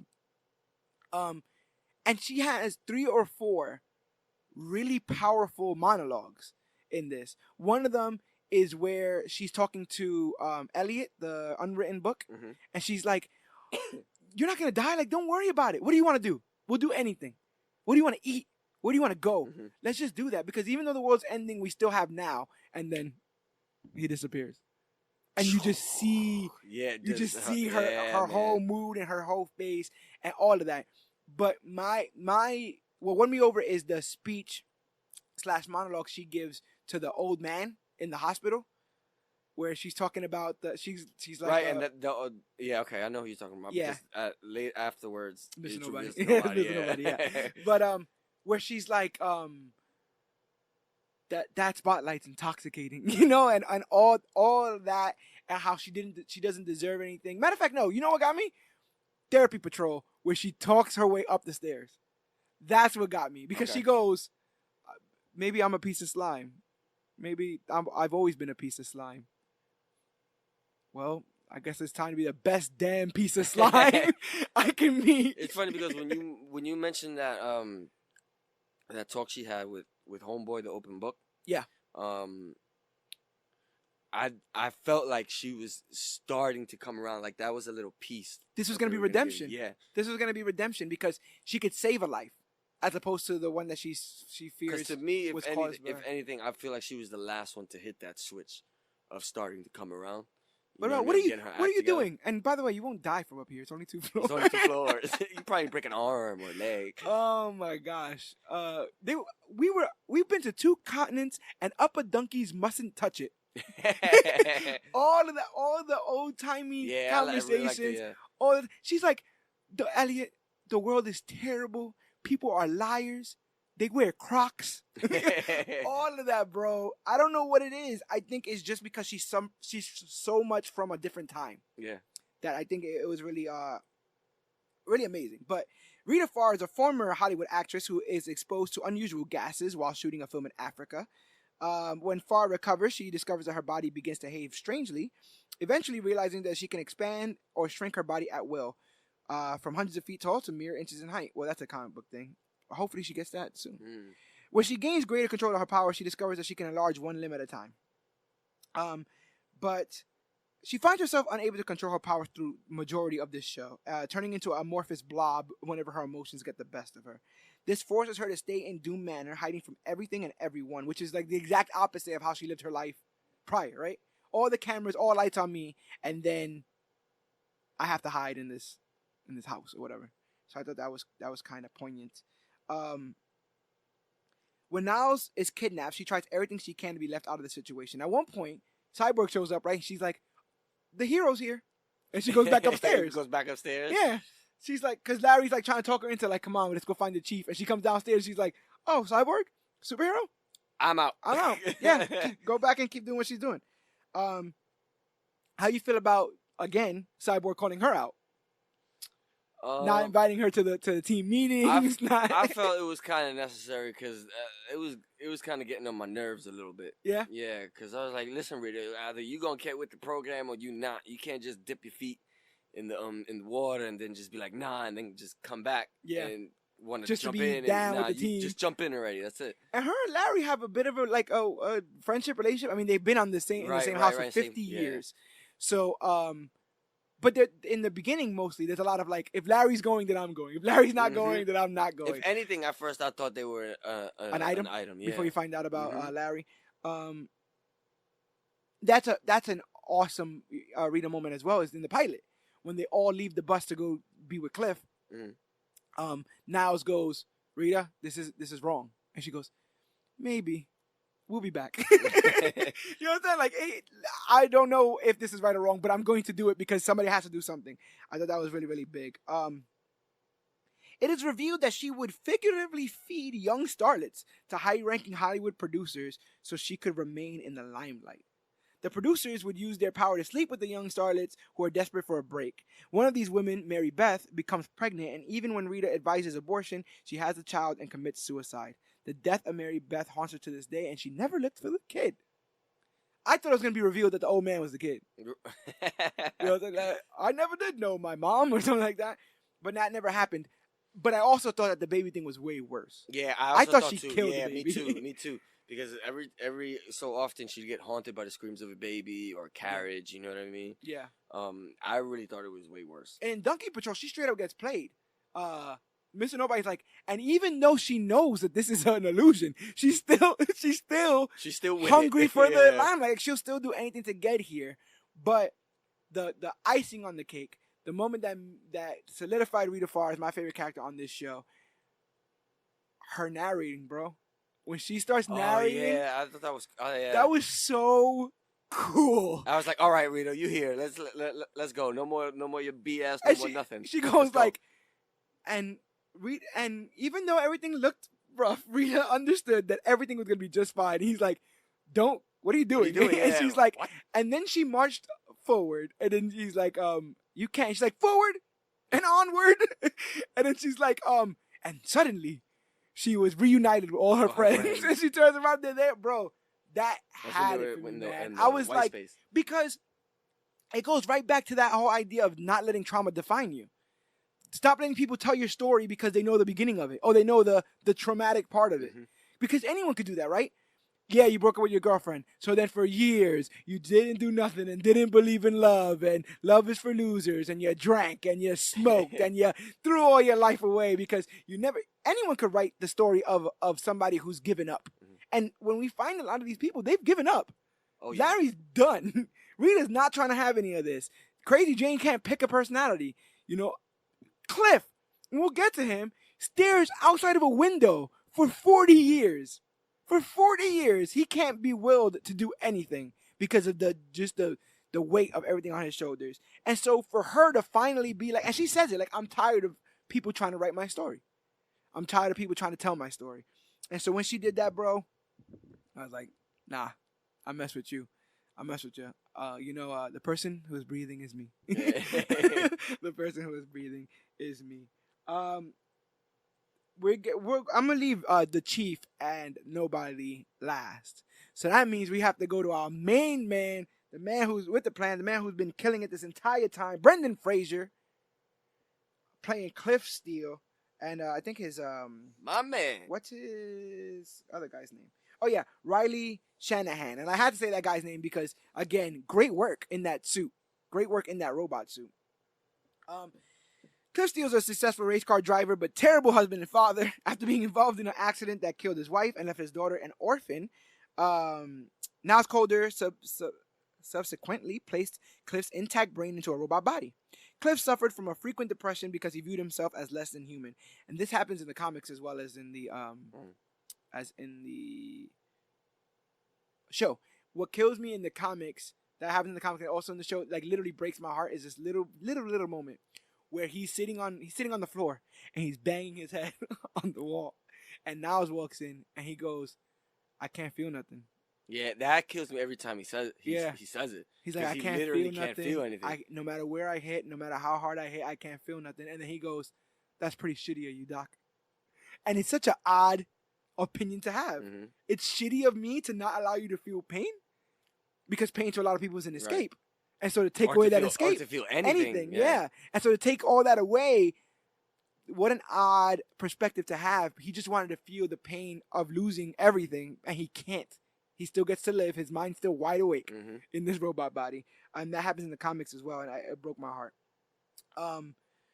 Even though Cliff was a jerk in his past, he awakens to find that, like he said, he's in a robot body. And so the majority of the series, he's in search of his humanity and, I guess, whatever lingering family he has left. He finds solace in Jane, and she becomes almost a surrogate daughter as he learns to become a better man in general. Let me talk a little bit about Brendan Fraser.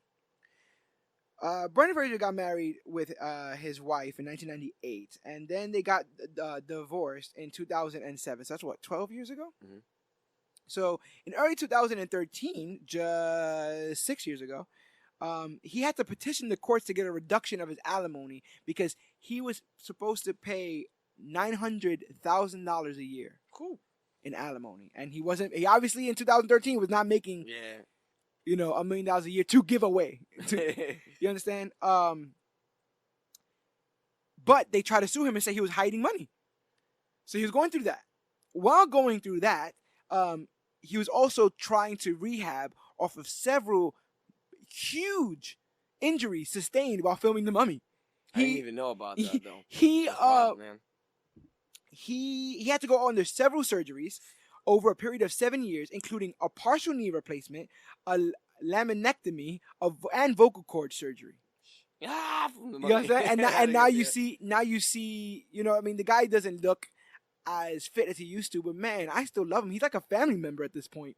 Brendan Fraser. So many of those movies exist in my childhood. George of the Jungle, and Encino Man, and The Mummy, all of them. And so it was I didn't realize how much comfort I would find in him being back. I've been gone with him this long. But on top of that, Maximus, Fraser alleged in the summer of 2003 that he was sexually assaulted by Philip Burke, the president of the Hollywood Foreign Press Association. The incident and his subsequent divorce launched Fraser into a depression, combined with his health issues and a backlash within the film community over him speaking out against Burke. And he believed that was the cause of his decline. So holy hell. That's crazy. Is he not Cliff Steele? You understand what I'm saying? Is he not somebody who literally had everything taken away from him? Like, man, I want to hug him. I want to find Keanu Reeves and make Keanu Reeves hug him. Because all this love for Keanu Reeves, but somebody hug Brendan Fraser, man. Somebody let him know that it's going to be all right. Even though he had a rat in his mind. For that episode. This speech in Therapy Patrol kills me because he goes, shit's the same fights, same apologies, over and over, a vicious cycle. Maybe Clara's lucky she got out. Maybe that's why I can't call Clara. Because the second thing I'm gonna have to explain is how the fuck am I alive, and why it's me. Why is it me, not her mom, who came back? It should have been Kate. Oh God, it should have been Kate. And that's when he starts to rock on the floor. Oh yeah, on the floor. And I'm like, boy. But talk to me about Cliff Steele, bro. I think he's hilarious. He is our entry into the Doom Patrol because he really didn't get to meet everybody because he was hanging out by the window for 40 years. Once Niles initially tells him that everyone's dead.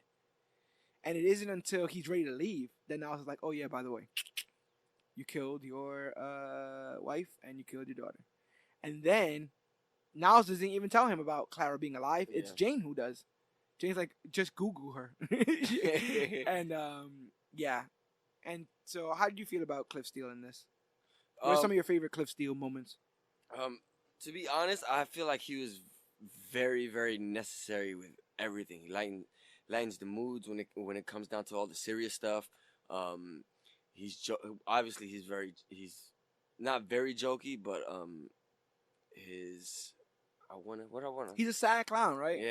Yeah. He's so tragic. The scene where he goes to Karen's house and Karen's like, yeah, you're kind of creepy. Can you just stay outside? Like, and then he stays outside, and the little kid comes with the robot suit. The little kid passes Wasn't by that first, and then he comes amazing? by with the robot suit, and then they start dancing in It's front of the such a house. little scene, but that was so Yeah. amazing. That was so cool to see him still in touch with humanity like that. And I dug all his stuff with Cyborg because he's like the ultimate cyborg. Like he's all the way Yeah. robot. And so all the jokes about like him not being like the most updated version or whatever. Like Sidus is like, I could have built you a body, but Niles decided he wanted to do it his way, and so this is what you get and stuff. He can't eat toast. He can't smoke weed. At one point, Jane hot boxes his face, and he's like, nothing. Like, nothing. He's like, he nope, can't do anything. nothing. He can't feel. Can't eat. He can't even orgasm, bro. He had to. My fake man it. Cliff. He had to fake it. My man Cliff can't even orgasm, bro.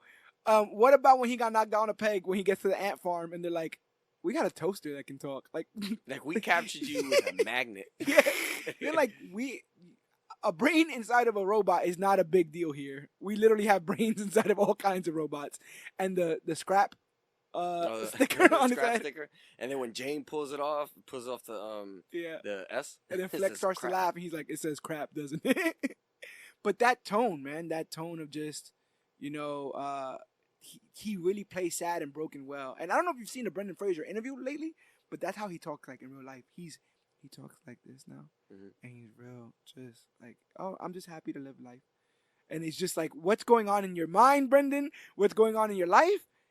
I feel like with all that we just mentioned and some of the stuff that I didn't even know about. Yeah. If anything, I feel like he really stepped into that role. Yeah. Very well. And I feel like he played off of his real life stuff. And what an odd role to choose. He didn't choose to be in The Next Mummy. He didn't choose to be in a sitcom on ABC. He didn't choose, this is a very niche, very small, in the scheme of media, on a comic book streaming service. You know what I'm saying? Right. It's a very small role, some would seem, but perfect. Fits him like a glove. Like you said, all of Jane Patrol. All of Jane Patrol was like, I'm just here for Jane. You know what I'm saying? I'm just here for Jane. Yeah, I wanted to get into that too, because when he's not a robot and he's just in the jacket and stuff like that, that was one of my real favorite parts too. Jane yelling at him, "This is the one place I don't want you to be. Just go. Like you're in my head. This is the most private. You're not even supposed to be here. here. You're not even supposed to be here. This is the most private thing here. What about I'm the only one in this house that likes you, and I only like 1/64th of you. Damn. That was that was a deep cut right there. But man. she has said like, you're never gonna be a father. I'm never gonna be a daughter. Some kind of. To be honest, I was like, damn, but I was like, but still, she done said some busted stuff to you. Yeah, all day. You know what I'm saying? So that was kind of a long time coming. Like in that pilot, Reed's like, hello, Jane, and she's like, fuck off, Rita.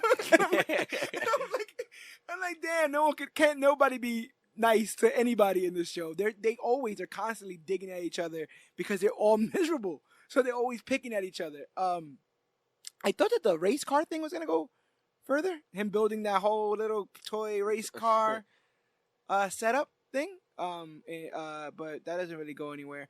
How you feel about him, Clara, and Bump? That whole situation where the man who is sleeping with his wife ends up being the adopted father of his daughter. Nothing. Yeah. Just kind of would make a man sleep with. It's crazy. Like a man would sleep with somebody else's wife. Or whatever. Like, and like, what? He's like, I thought he really needed to be careful there because I mean, he was either gonna. It's gotta be hard to be there, though, right? Man. Yeah. And have somebody that you love talk about somebody else. That's one thing I was gonna say next because he went to go get the watch. Yeah. Well, he went to go. He went to go comfort Clara first, and then he realized that Clara loves Bump. And so she doesn't need comfort from me. She just needs what she is missing, and it's this watch. And all the talk of Bump, right? Like, yeah, Bump was the type to just run in and got eaten by that damn gate. I kept telling him not to go to that gate, and got eaten by that gate. Like, but I'm kind of glad for that whole thing too, because when he brought her the watch, I kind of feel like it clicked in a sense. Yeah. Because you see the look in her face. It's like, do you want more Clara still? Cliff season 2. Do you think he closed that door? That's the he's handing that off to let her have a good life, or I don't think it's completely closed. If anything, I feel like Clara should be the one to come around next time if that's the case. You think she'll know? I hope so. I hope so. Think I she'll be got upset? that. Huh? Think she'll be upset? Oh shoot, man! Been a long That's time. gonna be that's gonna be all. But That's gonna be a mess. That's a mess already. I like that scene in Francis Patrol too, where she's like, what am I supposed to do? Tell her that I got into a car accident and then they put my brain into a robot and that I've been trying to see her, but I've been scared of how she's gonna think, and I just love her and I miss her. And Rita's like, and then Rita's like, yes, that's exactly yes. that's exactly what you should tell her. All of that's really, really good. I did not damn near get killed in whatever the Congo to die in this swamp. All that stuff, great stuff. I'm trying to think of more. Robot Man, all the cursing. We don't even need to curse on this show. I know, but fuck you forever. Yeah. Hilarious. Hilarious. I've never heard Brendan Fraser curse that much, and or he curse, deserves it, or any cursing that much on a superhero show to begin with. If he's gone this far in his life, like if all those things that we were talking about is true, like if all that is true, then he deserves to curse. Yeah, let it out. Curse it all, curse all willy nilly. He sacrificed himself, gets torn in half by the puzzle man, by Daddy, as he's called, sweet baby, sweet baby. My God, that's scary. Do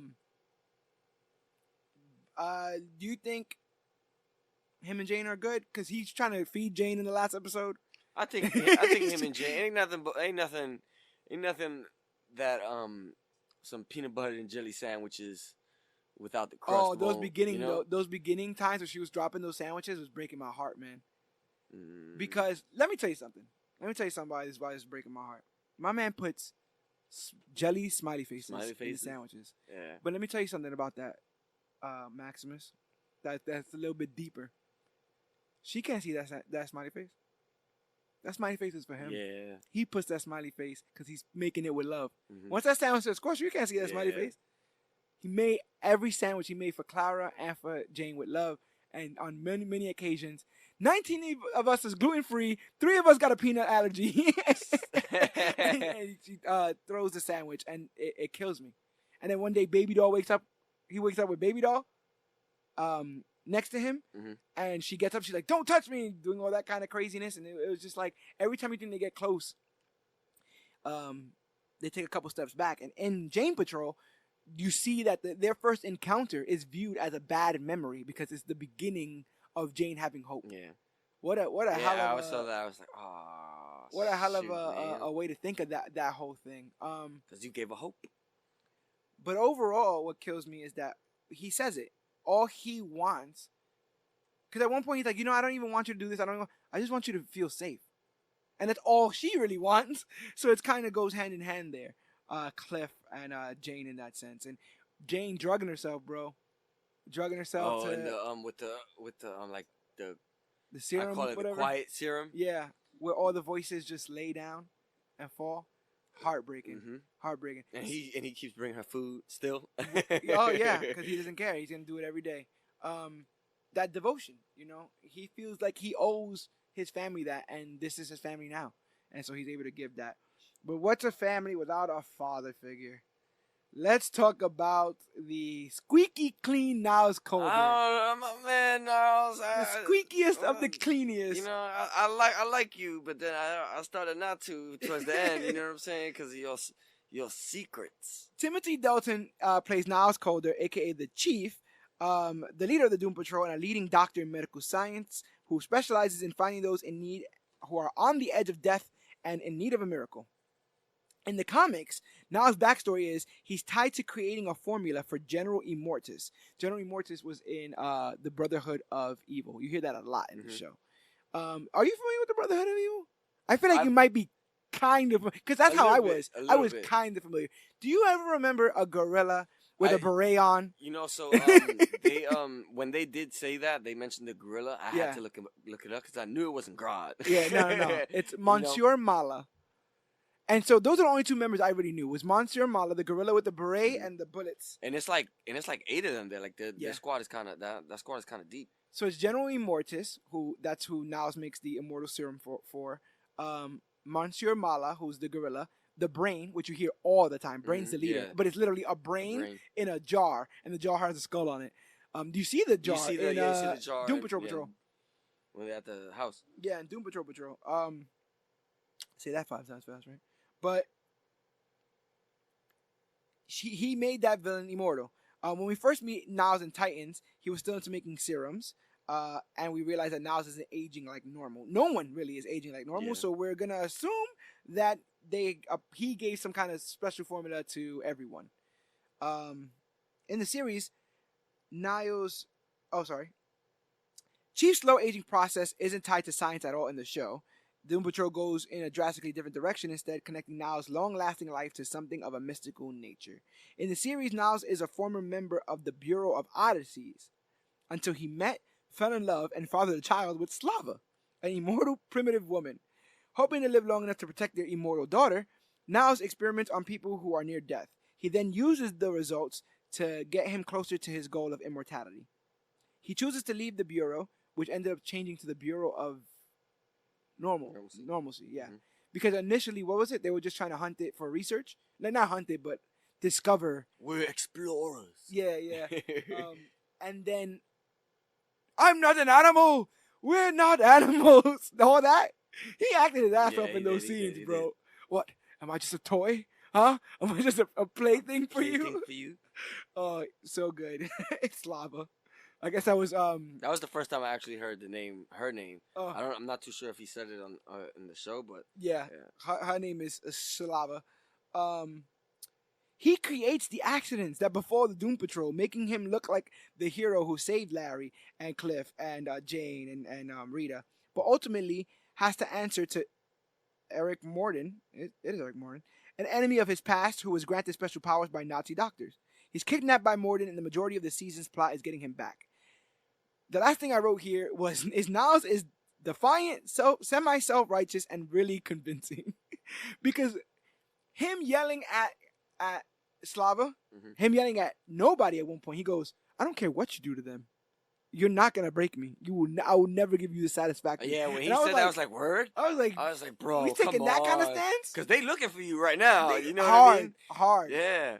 And they're going through like every trauma imaginable to do so, and you are not. It's like, you're not gonna tell him that while they're there. Are you on the Chiefs side? I was. Well, now, season 2, episode 1 of Doom Patrol.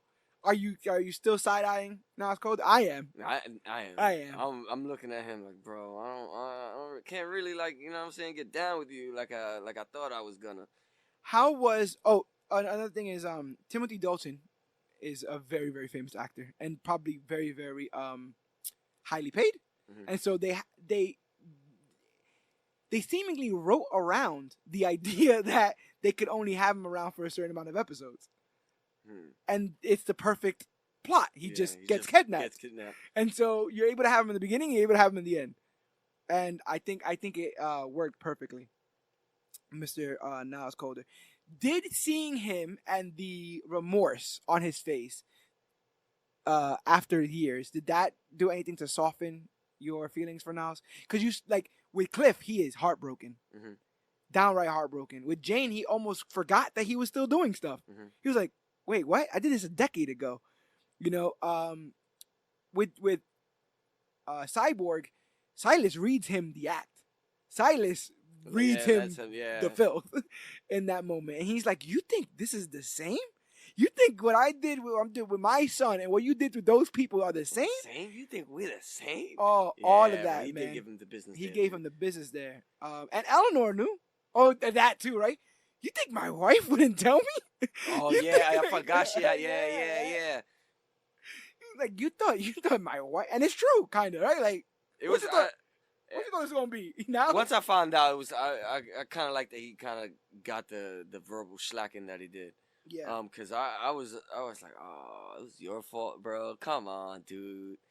I really like, before we get into our last character, I really like the score of this. It's a lot of synthy, science fiction, like real deep synth. Much like the score. I really like looking at the intro. The intro is pretty cool. I love that intro. It's my favorite intro right now in any show on anything. For a long time, it was Daredevil. Right. And Daredevil was kind of pretty amazing intro.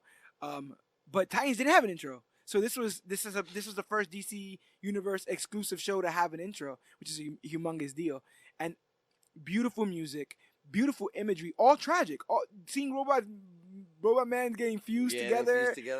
Rita melting in the shower, all of that stuff, heartbreaking. And I marked every single time they used the theme in the show. Yeah. I like the way they did that too. How they creep on up. They did like a romantic version when they're doing the wedding of Doug and Karen. They do like a really like kind of sorrowful one when Flex loses his wife, and then he flexes. It starts playing the theme song, whatever. But my favorite one was in, I think it's Flex Patrol, when Rita comes back with Cyborg and everything. No, she comes back by herself. She had just finished having the pep talk or whatever, so now she's feeling good. And she's like, we're all about to, for nows. And the Doom Patrol music starts to play. I was like, my boy, finally, we about to get it. Like, by that time, and that never happened to me before. By that time, I'm like, I know you all. Let's get it. You know what I'm saying? Let's get it. Finally, we got it all off. Everything handled. Let's go. God. But, as we find out, no matter what they thought they had handled, everything was orchestrated by Alan Tudyk as Eric Morden, a.k.a. Mr.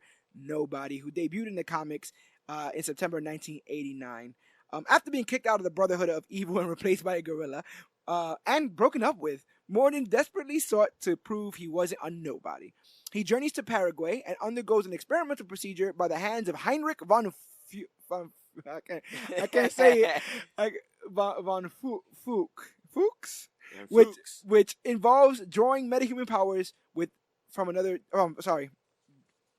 drawing metahuman powers from other dimensions. As they were conducting the experiment in the chamber, am I right? Niles destroys the chamber, right? Because I was doing this thinking too, and I feel like I remember in Puppet Patrol Niles showing up with like a gun or something like that, and causing like a mishap. Or did he get everything that he wanted to? I thought he got everything he wanted. I want to say he did, but I felt like him and Niles met at that time. That's why they knew. Remember, because he goes, Morden, and he goes, yes, Morden, you haven't seen me since, stop, or something like that. He starts screaming random stuff. And he calls him for a long time Paraguay. Yeah, but when they went, didn't they like, did it not? When they went to Fuchtopia? Fuchtopia. Yeah. Didn't they like ransack that whole thing? They did, but they saw a puppet show that depicted the Mr. Morden's origin, I believe, and Niles Calder showed up. Oh no, I think Niles Calder shot Henrik von what's his face? That's who he shot. He shot Henrik von yada yada von Fuchs. Boom boom boom boom boom. Yeah, they repeated the mind is the limit, and he exposed him to some unknown energy source. As a result, Morden's body was distorted as he gained destructive powers. As a result of von Fuchs' procedure, Eric Morden was exposed to other dimensional energy, mutating his biology and granting him otherworldly abilities. He can create vortexes. He has omnipotence, omniscience as well, where he can see everything. He becomes a narrator of the show. Mm-hmm. Breaks the fourth wall. Can warp reality. Can turn back time, as we saw with the creator, with sending Jane back or going back in time to talk to the Jane that starts the cult of the recreator, decreator stuff. And he's, I guess, immortal because he's lived as long as Niles has at this point. Talk to me about Mr. Nobody. So, my trinity as far as favorites go for the show goes Robot Man, Crazy Jane, and Mr. Nobody. Yeah. And in no specific order either. Yeah. You know what I mean? Yeah. But I feel like he's, like I said with Robot Man, very necessary, a gem for the show, bro. Like the narrating, awesome, because if they had somebody to like narrate or want to narrate the story, yeah, with Mr. Nobody and the powers that he has with being everywhere and existing outside of space and time. Yeah. Perfect person to have narrate the show. Why not have somebody like that narrate the show? And with the show, and with them being the big bad, with them being so broken and so damaged as heroes, it's cool to have a pessimistic narrator, right? Mm-hmm. Not one that's looking for the positive, but one that's going, yeah, it's just another crap superhero show, and yeah, look at them, they're still moaning and complaining. And at some point, I popped because he had mentioned the streaming service too. Yeah, yep.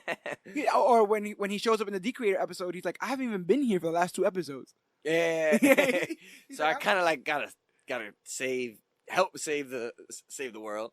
He puts these guys through a ringer that, when you look back and think of it, probably no villain has ever done. When you consider the scope of what Mr. Nobody has done to these people, sending them to the Doom Patrol, sending them to Danny, all the stuff with Flex, like all the stuff with the Bureau of Normalcy, all of it, like Morden is going up there in my head as like one of the big bads of all time, just because of how much trauma he was able to impart on these people. But my favorite Mr. Nobody episode is one that I don't think you care too much for, which is the last one, where he finally gets everything that he wants. Right. I was a big fan of him, like, throughout the episode, like, drinking and being like kind of like almost over it, but not really over it. Yeah. And then he makes 2 friends, Admiral Whiskers and Ezekiel the Cockroach. And they become like a trinity of evil of sorts. What was it that he said? Trinity, he named them, and I can't remember. Yeah. The animals, right? Something animals or something like that.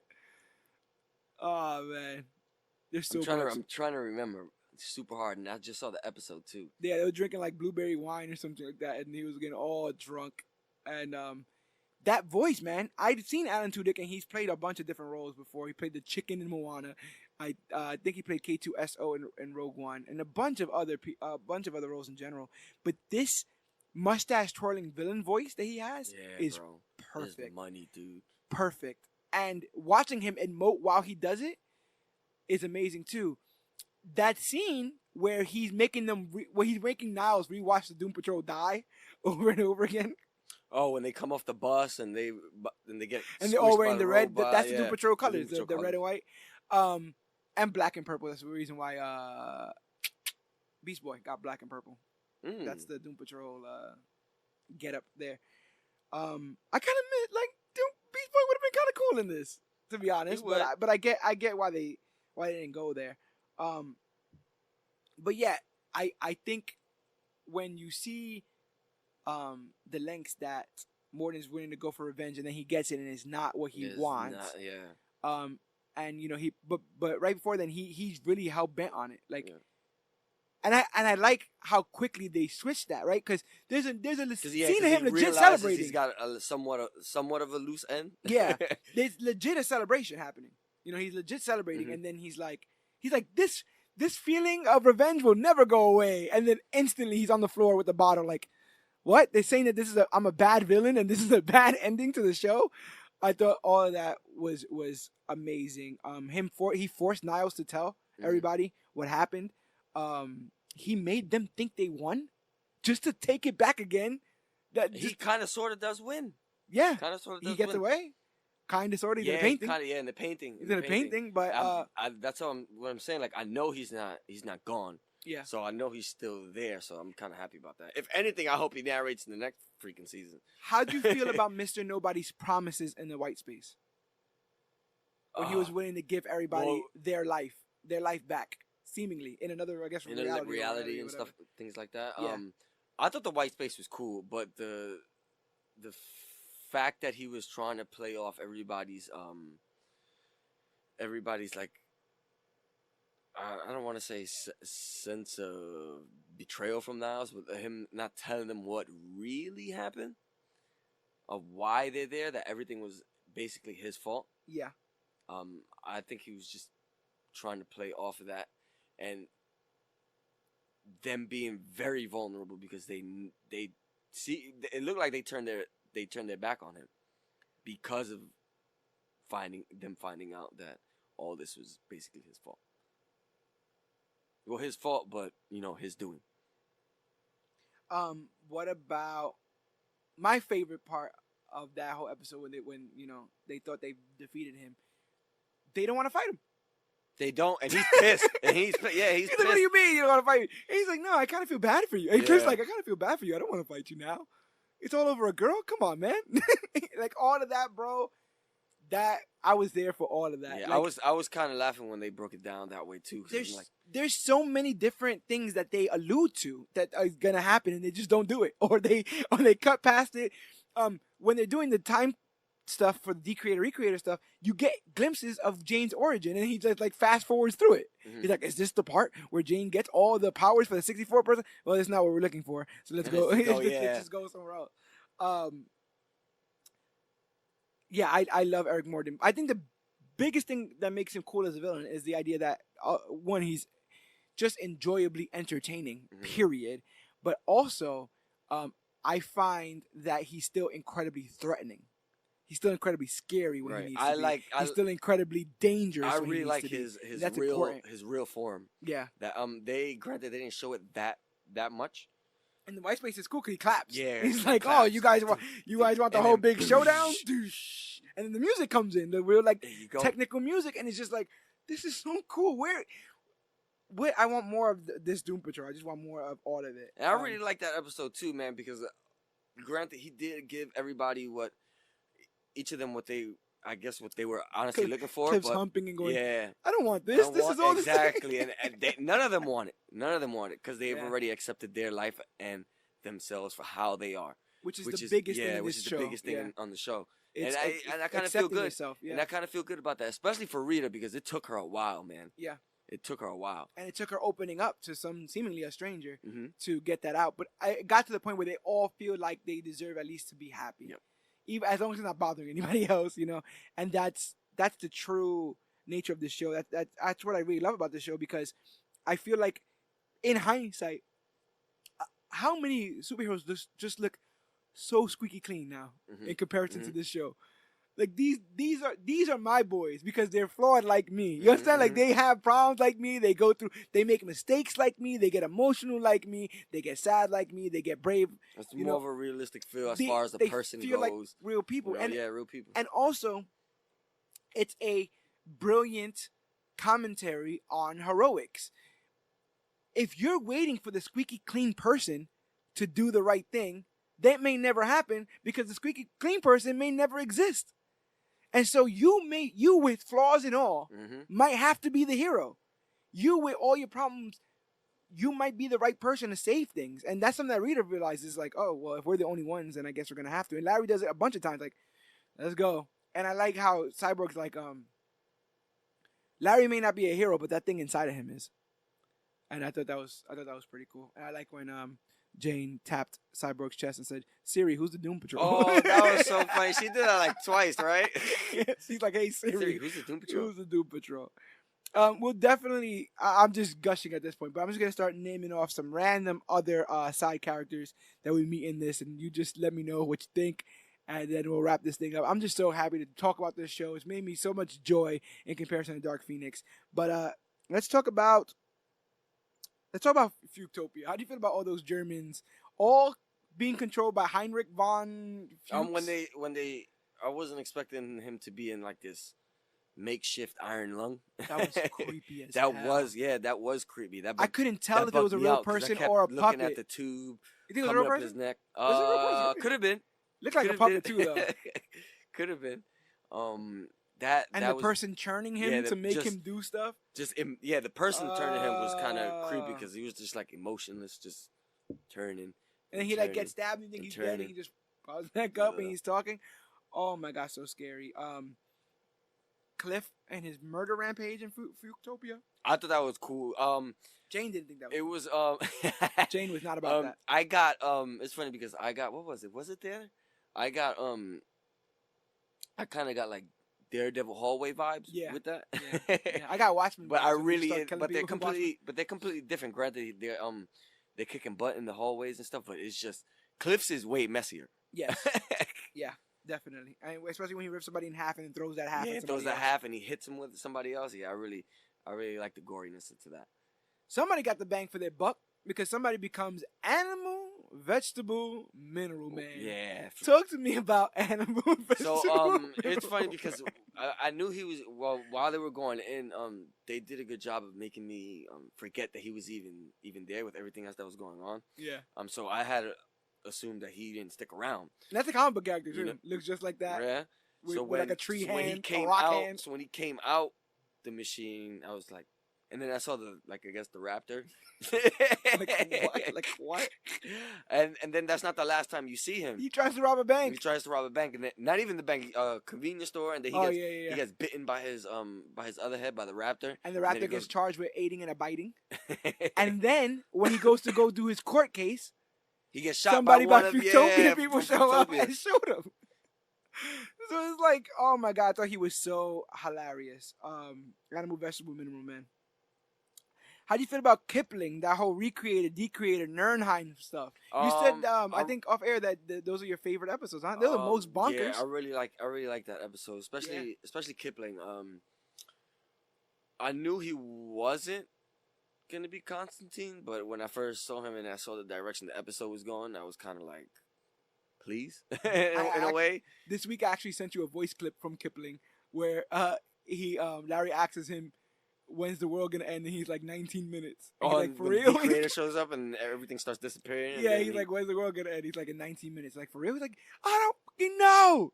That was a good job because I was like, they gave you time to actually let that hit you. Yeah. And then it's like, and then he says he doesn't know. He doesn't know. Oh my god, it's so funny. All his lines are so funny. He's like, this guy's not a book, and he's just a tool. When he had all the like the weird scribbles writing on him. Staring contest, bro. That was cool. I liked that. I actually thought it was quite terrifying when that news reporter first disappears. Oh, when the newspaper was like, it's looking at me, and then she disappears, and then just everybody starts. People start. And I didn't find it was into Infinity War. No. I thought it was actually pretty cool, and absolutely scary. Just the idea of like that random, like what the hell, craziness. Although they're not main characters, I really, really, really want to talk about the OG Doom Patrol, bro. A team so broken that they put them back in the house. Yeah, that episode was kind of intense once you really get deep into it. Intense as hell, bro. Man. Seeing Mento, Steve Dayton, former date of Rita, using mental powers to create a group illusion so they could keep thinking that they're still superheroes, but they're old and tortured every day of their lives. That scene of them getting ready for that photo, and then the camera moves and goes back, breaks my heart. The music, it's such a perfect day. That was big, man. Yeah, that was kind of big. That was a mind trip that I was not expecting in this show, and it also shows you the depths that Mr. Nobody would go to. Like, this is what he will do to you. Stop. Like, there's constant signs of like, you don't want to mess with this man. Even Danny's like, oh, Mr. Nobody, yeah, y'all on your own.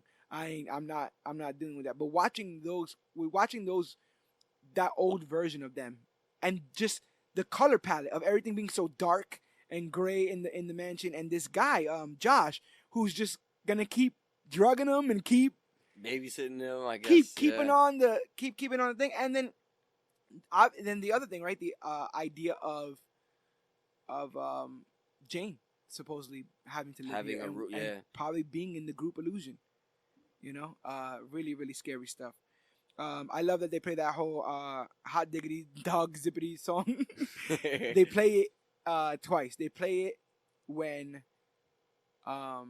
they show Morden's plan of a big butt-shaped balloon with a jukebox attached to it that turns cops into piñatas, and then people rip the piñatas in half. I was waiting for that to go left, bro. Yeah. Oh, and they come back to life. I was waiting for that to go left. I was expecting for like an illusion the illusion of that to wear off and just see them biting into the officers and stuff like that. God, I was kind of bracing myself for that. What's funny is the way they do it, you can almost imagine it. Yeah, you can almost see it, and I think that's the point.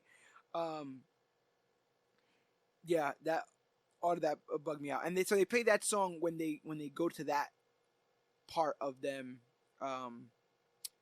with the butt thing. But the next time they play that song is when Niles has to see them die over and over and over and over again.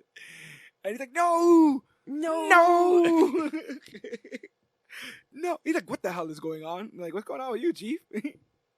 He's like, just try to talk to it. Run away. Just run, damn it. Run. Oh, so good stuff. Great stuff. Yeah, we talked about Morally Corrupt. We talked about Ezekiel and Admiral Whiskers. Where you talk about the unsung hero, Beard Hunter. How do you feel about Beard Hunter? This weirdo. Man, listen. Were you eating when he tasted Niles Coulter? No, but I was watching very, very carefully, and I was just it gave me this. Yeah, that's a lot, bro. That's a lot. I kind of did like this half dry heave when he went into the sink. Yeah. Oh my gosh. And then starving over Cyborg's freaking chin. Yeah, like literally looking at the hairs. And then he eats it, and he can dodge Matrix style all of Cyborg's moves. He knows Cyborg's essence. That was bugged out. I thought that was pretty cool. But I liked all his stuff with his mom. He hit the dials with his mom. I'm busy. I'm very busy. Mom, I need your help.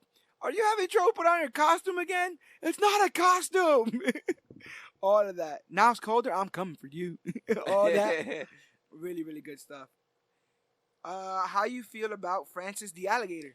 Francis the Alligator. And that image of him and Cliff. So when I thought about that, I was like, that's a freaking big alligator. And I don't even think alligators even get that big. Yeah. So I thought there was something more to the alligator at first, but then I just assumed Cliff just went in there and grabbed the watch, and that was it. So I don't know what happened to the alligator after that, or even if he's still alive. Yeah. So Ray took bump. Who knows? It might be back for revenge. The butts. You can't upset the butts. So the butts. Can't upset the butts. They had teeth, bro. They all had teeth. They were murdering people. They had teeth. Murdering butts. Murdering butts. Like I said, it challenges you. This show challenges you to say what the hell. So let me get that. All right. So the room with the eyes. The room that with they the show eyes. That they kind of show you in that episode was that supposed to be the room with the butts? Might have, because butts don't have eyes, but they have mouths. It was a did you see those people plugging in those weird? Oh, that was weird. Yeah, just people, working on the switchboard, PCs the weird and switchboards and stuff like that. Yeah, those weird people. How they just hung up and going across the room and stuff like that. That's how I like how Sparky just handled them. He just got out of the body, started knocking them all out. Yeah. He was over it. But let's talk about the man who called him Sparky, Flex Mentallo, known as the hero of the beach, the man of muscle mystery. Kidnapped by the Bureau of Normalcy and managed to escape with the help of the Doom Patrol. He flexes his muscles and he can manipulate reality in various ways. How do you feel about my man Flex Mentallo? Matter of fact, we also got to talk about Cliff's cameo on Sacred Hearts. I was like, what? Oh, okay. Which was terrible, even though he says he got nominated for a Daytime Emmy, which is bananas. This will make you stronger and faster right away. And then, no. I'm Cliff Steele. I mean, Flex, that was, one of Flex Mentallo's favorite shows. So, yeah. Him and his wife were cute. Yeah. Even though she has the elbow camera thing. Look at my elbow. What about that cat that he saves and it sucks him into it? Or it sucks him in. I was like, come on. You can't trust any animal on this show. Anything in this show. So many things can go wrong. Flex is a character he's on the team. He's legit on the team. He? Yeah, Grant Morrison put him on the team. So hopefully we see him in the future because he's the one who gets them in the painting. But what gets them out? The bomb? I think so. Something blows up. I know Danny becomes a brick. Beard Hunter and nobody gets stuck in the painting. And then aren't they all still small? Doesn't they break out of? Yeah, that's what happened. The bomb wouldn't affect a cockroach, so they all jumped into the cockroach, got out of the cockroach. They made the rat make out the cockroach because Cliff was in the rat, because the rat ate Cliff. Both of these things were enlarged by Homeboy's daughter. Niles' daughter has the power of reality manipulation, I guess, as well. And she's the one who creates these. Make them very big. kaiju-esque. Yes. And so when the roach is opened up, it's still regular size because it's on the brick. The only one that's normal size is like Larry, isn't it? Yeah. That's the only one, Larry. Yeah. But then Cyborg cuts out of the I guess the stomach of the roach. Yeah. And then the roach just falls over. Which one of these things, which all of these things do you want to see return if they are able to do a season 2? I want a little bit more, not a little bit more, but I want to see the underground again. I like the underground. I want to see Danny the Street. Yeah. I want to see some more Danny the Street. Actually, at one point becomes Danny the Ambulance, where it's an ambulance. When you open up the back of the ambulance, there's a whole world. Wow. And at one point becomes a theme park called Dannyland. So maybe he comes back. Hopefully that brick isn't the end of him. I actually think Danny the Street once joined the Teen Titans as well. So that's kind of cool. Admiral Whiskers is dead. Bro, how do you feel about that ending in general? When the rat comes out and they legit do the rat origin story. The mother gets run over. And that wasn't even intentional. But I laughed every time the rat was talking to Cliff, and I guess they show you the closed caption for what the rat was saying. Yeah, and he was talking to nobody too, because nobody was like, "Use that power, that vengeance, that wrath." and the rat, I guess, would curse every now and then. Yeah. I thought that was kind of funny too. But when they did that, that was the thing that was like, this is my favorite show forever. Because I would have never guessed that. Who would have wrote that down? Who would have wrote? And then a rat comes out of the robot. That's another thing too. Yeah. But why is there a rat there? Oh, they killed his mother in the first episode when they go out on the town. They run over his mother, and that's how he's coming for revenge. And he gets into the hole that Cyborg blasts. I dig that so much. Yeah, I want to see Morally Corrupt again. Yeah. Yeah. I am. She says something like, "I am fantabulous personified," or something like that. Which is, I was like, "Oh, I want to see. I don't want to see the butts again. No butts. Butts were weird. Kipling could come back. Yeah, hell yeah, Kipling can come back. Definitely. How'd you feel about everyone kind of sort of saying, "You know a different Niles Calder than I do"? Almost everybody said that to them. Yeah, and then I was just like, so who's Niles Calder? Who are we looking for? 'Cause who was it that said? Oh, then. But then, homegirl ended up debunking. It was Flex. Yeah, it was Flex. Yeah, because Flex was like, the chief, he's a no good son of a gun. And his twin brother and stuff like that. I was like, no, when I started hearing that, I was like, this better not be it, because this is way too much for me. That was gonna be too much. I was like, then what are we looking for? Yeah, that would have been way too much for me. But no, I definitely like that. I never Retro Miniman think he's dead. You don't think so? I don't think he's dead. I hope he's not dead. I mean, he's half rock. Well, he's a quarter rock, a quarter. Something like that. I would like...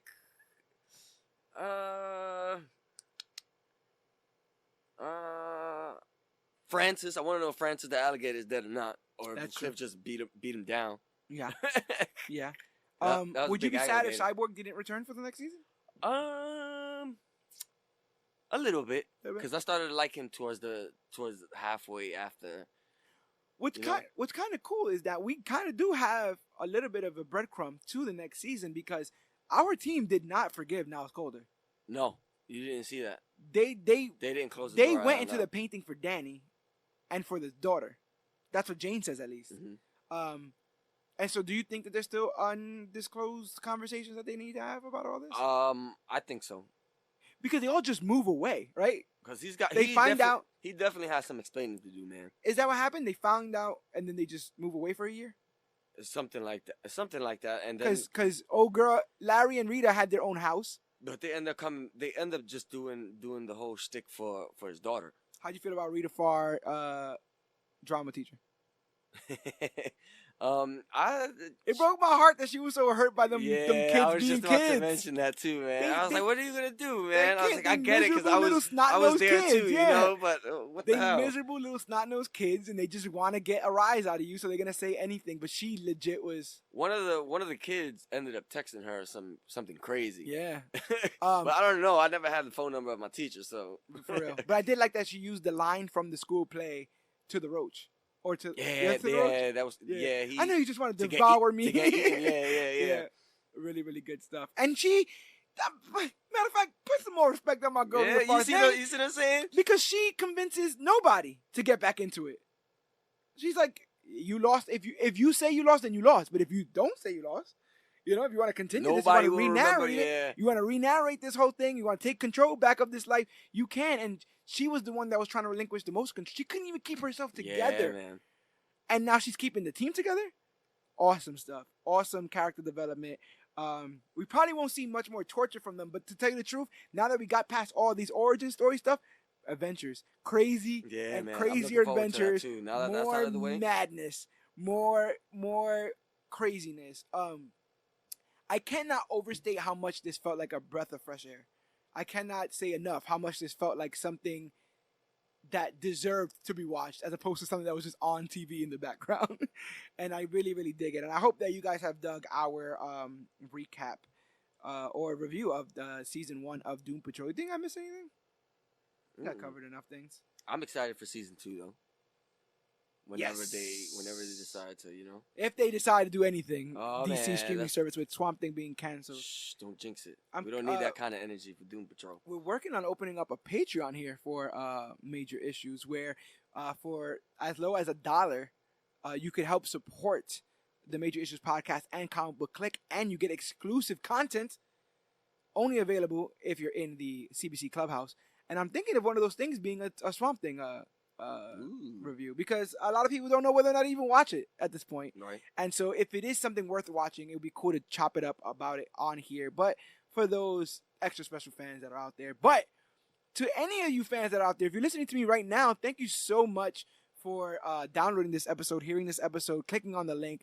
Whatever choice you made the right one, because you came right in time for one of my favorite subjects that we've covered so far as part of the Major Issues podcast. We're 80 plus episodes at this point.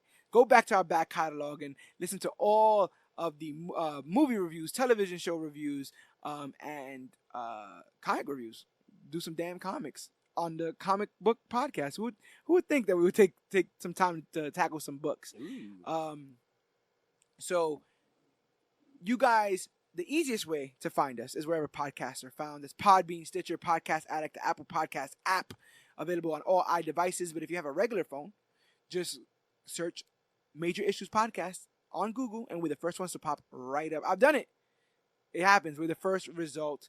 Some people are a little bit weary about downloading podcast apps. Right. They don't know which podcast app to directly download. I mean, we're on Spotify too. Yeah, we're on Spotify and we're on YouTube.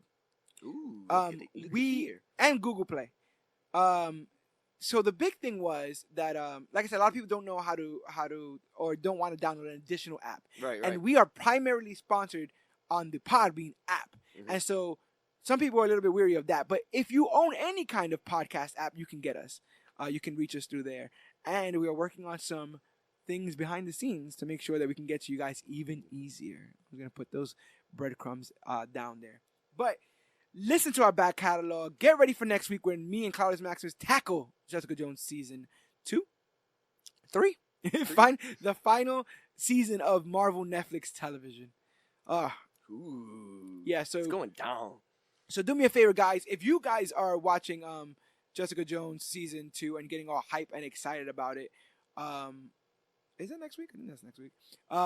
Make sure that you guys are writing into us and getting your opinions across, because we are all members of the clique. I'm always here. I'm never alone, because I always have a co-host and I always have you guys, members of the clique, listening along. So if you guys go and see Jessica Jones, you can reach us at facebook.com/comicbookclick, Instagram at comicbookclick, or use the hashtag comicbookclick to talk about the newest, hottest, latest, and greatest things to come to comic books and comic book media.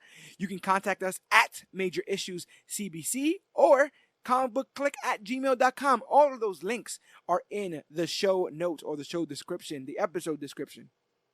And we got merch. You can shop our merch. We got all things for you guys. All we ask is that you rate and review us on iTunes or wherever you get your podcasts. It's the quickest way for us to grow as podcasters. And it lets us know what we're doing right, what we're doing wrong. Helps us really figure out the lay of the land here. We love doing this for you guys, but let us know how we could best improve the experience, the podcasting experience, on behalf of the entire Clique and the Major Issues podcast. Whew.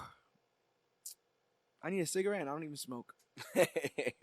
I need a cigarette in the same way that we got to talk about the orgasm scene. I need a cigarette in the same way that Beer Hunter gave that guy the thing with the orgasm scene.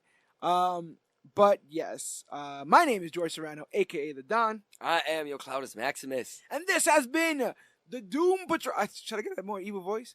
And this has been the more Doom Patrol recap for season 1. And remember, whether or not you are a farting donkey, a man who must ingest hair to get the pure essence of somebody, a primitive woman who likes to make love in the snow. I did that in the snow, bro.